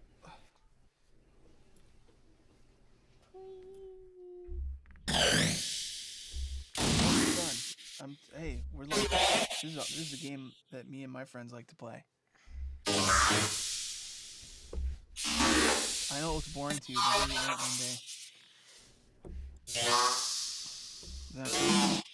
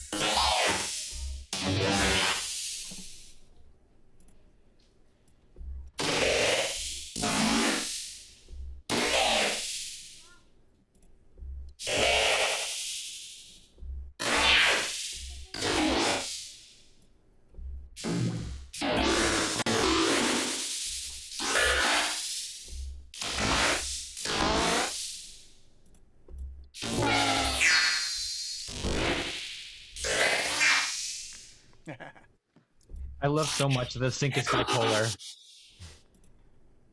Mm-hmm. Like, Yeah, I've never seen a sync do that. I actually always used to do it manually by like modulating with a down saw, and that always aliases a shit ton. So it's really nice to see it in here. Oh yeah, that's from the sample.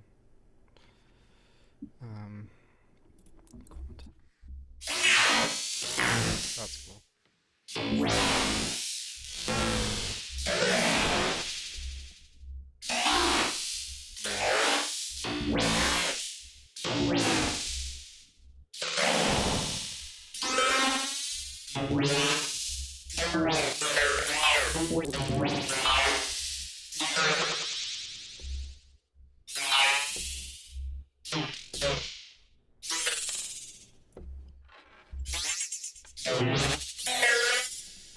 I'm gonna be right back. I have to use the bathroom. All right.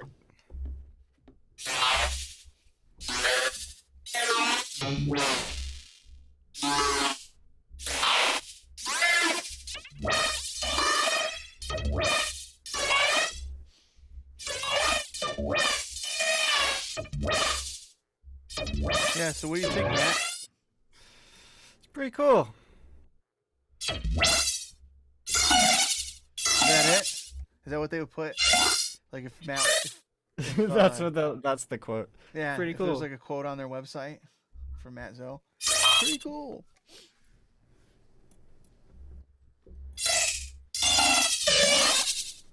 I definitely will be playing around with it a lot more. Because it's Yeah. really easy, as you can see, to create something quickly. Yeah. So.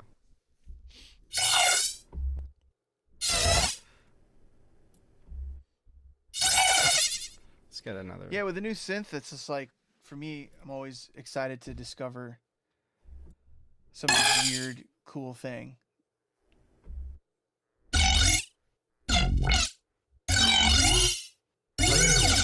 Cool wavetable or some kind of cool feature that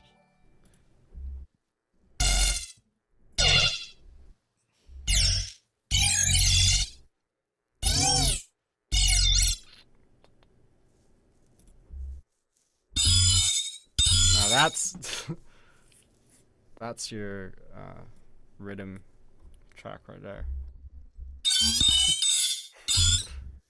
oh shit, shout out Last City for the raid.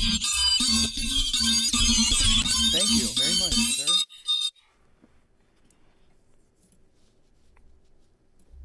Much respect.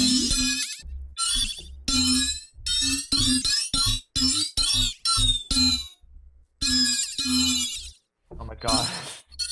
This sound has become more aggressive on my poor ears.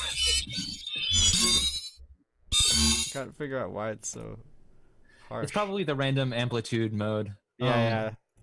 That's it. It sounds really cool on like saws and stuff, but it could be a bit wild if you already have like some wavetable that's kind of resonant, Mhm. because it just takes away a lot of harmonics. Yeah, I need like another filter here. The thing is more, I guess. This thing's doing it. Zach, thanks for the gift in Black City. Huh. Oh, it's because you have the high turned all the way up on the output. Yeah. Do any of y'all have any questions out there? I mean, it seems like Matt's like actually like fielding the questions himself. Oh, Matt Titel, just like in the chat. That's pretty cool. Ooh. That's sounding pretty neat.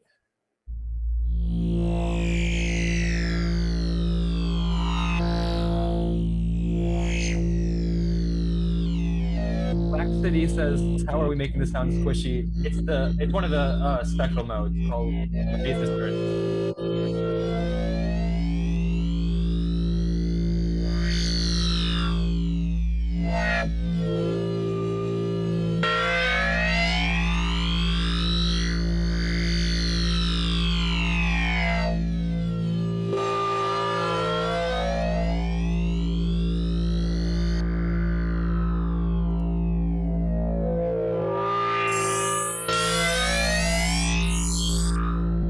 Right now, I wish there's one more random.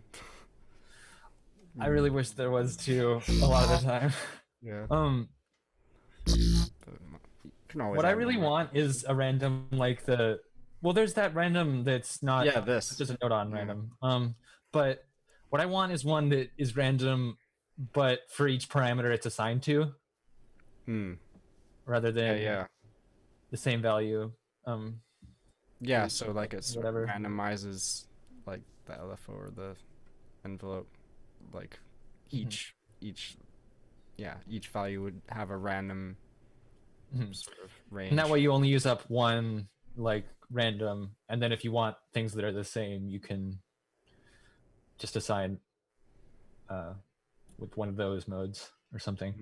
But yeah, I talked with Matt about that. It's probably going to be forever till new features are added, because there's some like weird launch bugs, because he's making this thing for actually everyone. Like everyone is supposed to be able to, well, except for people who are using 32-bit plugins still.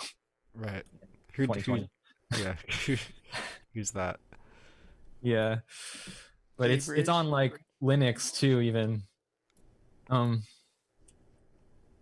So pretty much. I like everywhere. how high these envelope values go up to for the 32 seconds. Yeah.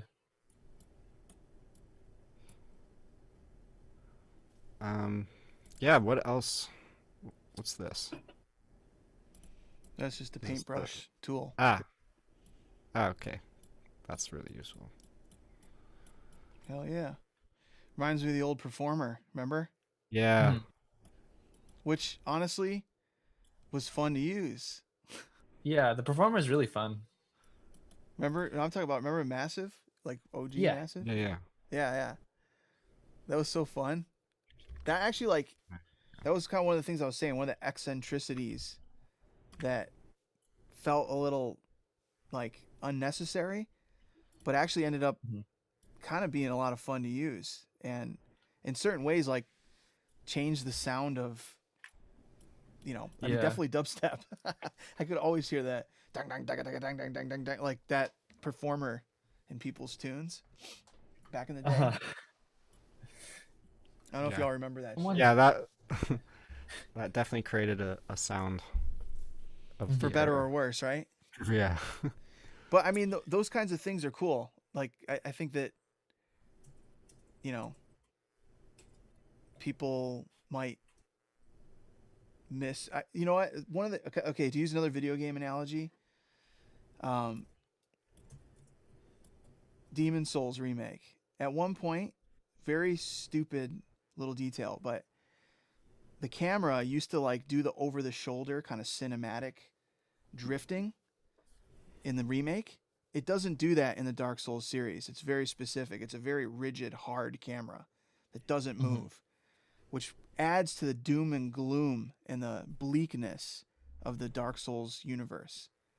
So all the fans are like, why the fuck do you have this cinematic, like flying around camera? Get rid of that shit. We want the shitty camera. We want the shitty hard camera. You know what I'm saying? I think people mistake sometimes, like, having features that improve quality of life. There's some spirit in the eccentricities, the rigidness of certain features that I think maybe some synths could learn from in some ways. I think they don't necessarily need to be especially the way rigid you have either. to like set up things in phase plan is so weird sometimes. But like one thing that I think is really funny is in Massive X. I don't know if you guys remember Gorilla Mode, but that was a thing. In Massive X. Yeah. Gorilla and Banana. Yeah. But the thing is, Gorilla Mode is FM from B. Right. Like, it's actually just except it's got its own oscillator dedicated to it. Yeah, it's actually super simple. That's a little different. Yeah, it's very stupid. I think it's kind of like the bad example of what you're talking about. Like eccentricity just for the sake of it without actually making anything much cooler. Although there is like, it's called Gorilla. Yeah, there has That's to be cool. like It in has Gorilla in the name. I do believe that, like, in certain cases it's kind of like the restrictions of, like, whatever the technical restrictions might be of the time. And in other ways it's like ideas that were kind of like, hey, maybe this will be cool. They don't work 100% of the time, but Yeah. you know, the only thing I can say is that at a certain point, it's like, you know, we you know, there's like a million renditions of the OTT thing. There's a million renditions of a lot of features that a lot of people use. And I think that I think like the natural idea is to make a lot of, dude. I'm done with my cookie. Oh, that's great to hear. Yeah, because it fell on the ground. By the way, if you guys are thinking about having kids, this is what it's like a lot of the time. So anyway, like I was saying, I think like the natural idea is to make a process easier and like the quality of life easier all the time. And now it's gotten to the point where making music is this on-demand process where like people are like, oh, what are you talking about? You mean I have to make a sound? Why don't I just go on fucking Splice and buy a sound? Or why don't I just have a synth that just suggests the sounds and like analyzes my song and tells me what chord progressions to play? And you know, soon enough, it's like, you know, where like to me sometimes a friction of how do I make this sound? What are my limitations? That's what makes the cool thing happen. Someone asked a question earlier about one of my songs, Talk to Me. They said, what synth did you use for Talk to Me? And I actually used Massive, but what I did is I took Massive. I was trying to figure out how to make the talking bass sounds. I knew people were using Massive. I just took Massive and ran it through. I had a TalkBox Banshee, this really shitty TalkBox, and ran the synth through that, recorded my voice going, talk to me. I got a sound that's kind of sounded like I was saying talk to me, but then just high-passed it, layered it with it, and made the sound, and everybody was asking me what synth did I use for that, you know? Mm-hmm. Actually, at the end of the day, I was like working around the restrictions that I had to make a sound that ended up being unique, you know? So I think in some ways, now we can text to Wavetable and just add some bands. Yeah, but be in like the same area. Yeah, but which it is probably great. won't sound as cool because of the weird workarounds you had to do. But I don't know. It just kind of irritates me when I see people make comments like, "Oh, this is the serum killer," or "This is the." I mean, the phase plant killer doesn't even make any fucking sense because this has nothing to do with phase plant. But it's just, man, there's different restrictions. There's different opportunities that get opened up by different synths. Ultimately, it's like if you are just an unimaginative, uncreative, you don't want to spend any time making music. The reason why you're having trouble making cool shit is because you fucking suck. And you have to spend more time fucking with making music and experimenting. You're never gonna find a synth that's just gonna make cool music for you. You know what I'm saying? It can make a lot of redundant shit if you don't bring anything to the table. You know what I'm saying? I think a lot of people like thought that because all of their favorite producers were using Massive or Serum or whatever, that they had to use that one. And like that sort of set up like the whole drag and drop, you know, nice, easy, fast modulation thing. That works for me, but it's not going to work for everyone. Yeah. And I think some people didn't even know that they weren't getting something that would work for them just because they were so preoccupied with like, oh, you know, who's using this thing? Who's using this for what? Why are you like you have to like go down the list. I mean, that's one of the things that I like the streaming thing about. And you already know, like, being on here, half the shit we talk about, there's people that come on the stream and they're like, just tell me how to be successful making dubstep or whatever. Make a Skrillex noise now. And it's like, man, what the fuck, man? Like, life is going to be tough. Gotten a lot of make a vowel-y bass today. Life is just going to be tough when you figure out how to make a Skrillex noise and your life still is shit. You know what I'm saying? Like, I mean, making music is such a small part of your life, even if you're good at it. You know what I'm saying? It's still like such a small part. Like the biggest part of life, I think, is just trying to understand where the joy is. And a lot of times it's just figuring stuff out, you know? It's figuring out how to have a family. It's figuring out how to make a great song.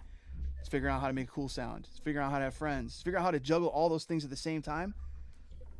Then you start being like, oh shit, yeah, I know what kind of equipment I need because I know what makes me excited to be in the studio, you know? That's it. That's the philosophical edge. By the way, this sound Matt is making is nuts. Let's hear it. I really like what he's doing with the self-oscillating filter. Yeah, like I like that the filter when it's at really high resonance, it doesn't like go into distortion and clip the plugin. It's like really musical. You can even tune that with the key track if you wanted to. Yeah. But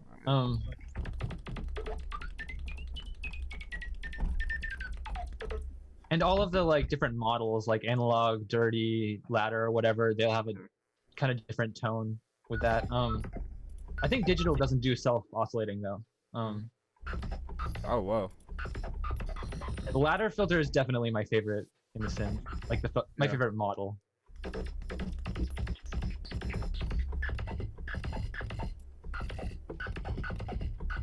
Yeah. Anyway, sorry I interrupted you, Dick. Now this is only coming out left side though. Oh yeah, it is. Yeah, sorry, that's because I turned off my plugin. Oh, well, guys, I actually probably have to end the stream because my son's out of school, obviously, and it's just like, Dad. Well, it's been really fun. Yeah, man, we should do it again sometime soon. I'm glad I hit here, Ezra.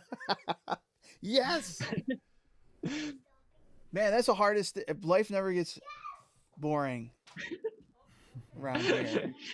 I just have to switch modes now. I have to fucking be a dad, which is fun. Well, thank you for. What'd you think? Yeah, I thought it was awesome, to be honest. I thought Like, so too. I was skeptical at first, I'm not gonna lie, but I've been sold.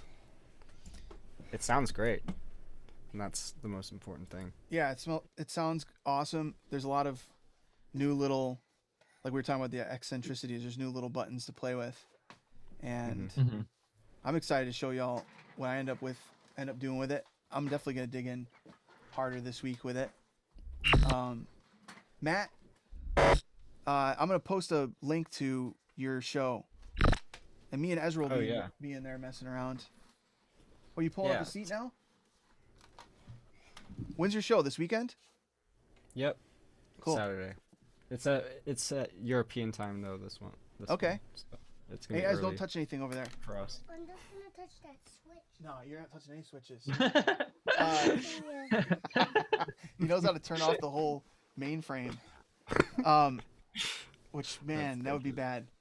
I just want to shout out everybody in the chat. I want to shout out Glork Glunk. Thank you, man, for jumping on here with us. Hey, Riplo. Yeah, of course. It was fun. I'm gonna rip your head off. No. Oh. You're not. Get out of here. It's not. Why are you trying to intimidate all my friends in the chat? Because we're distracting you from Minecraft Dungeons. You gotta rip people's heads off when they don't play Minecraft Dungeons with you. He's like excited to play Minecraft Dungeons, that's for sure. And yeah, anyway, anyone that supported today in any way, thank you so much. Didn't need to. Yeah. Thank you, Title. Yeah, and thanks to Matt, dude. We love the synth. Yeah. Is there that's I kind of like framed the question just in a meme way to say, is there room in the world for another? Does the world need a new wavetable synth? And yeah, of course. Why not? You know? Yeah. And if we're playing around with it today, hey, this is what it's all about, is just exploring new ideas with your homies, with your friends. That's what at the root of all this shit making music is all about. And playing music. Hopefully we can get back to that in real life someday soon. But until then, we'll be here online on stream every Wednesday. And then whenever you guys stream. Matt, you still streaming? Rarely. Rarely? How about you, Glork? I don't really stream much, but I don't know.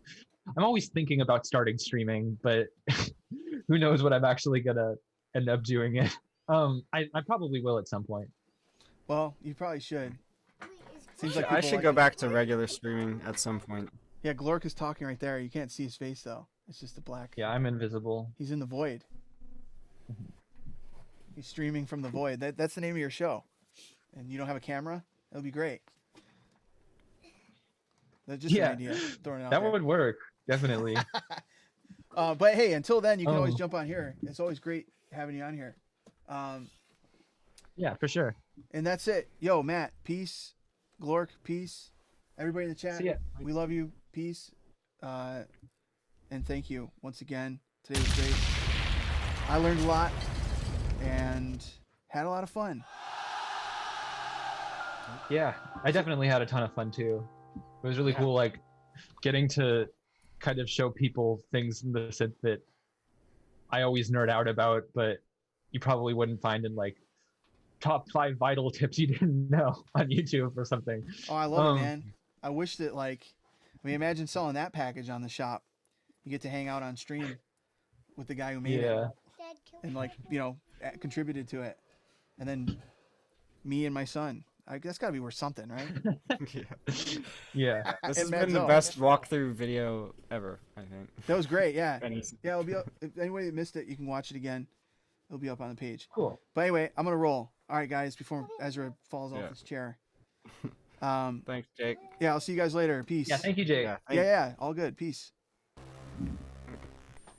All right. See I'll ya. see you guys. Yeah.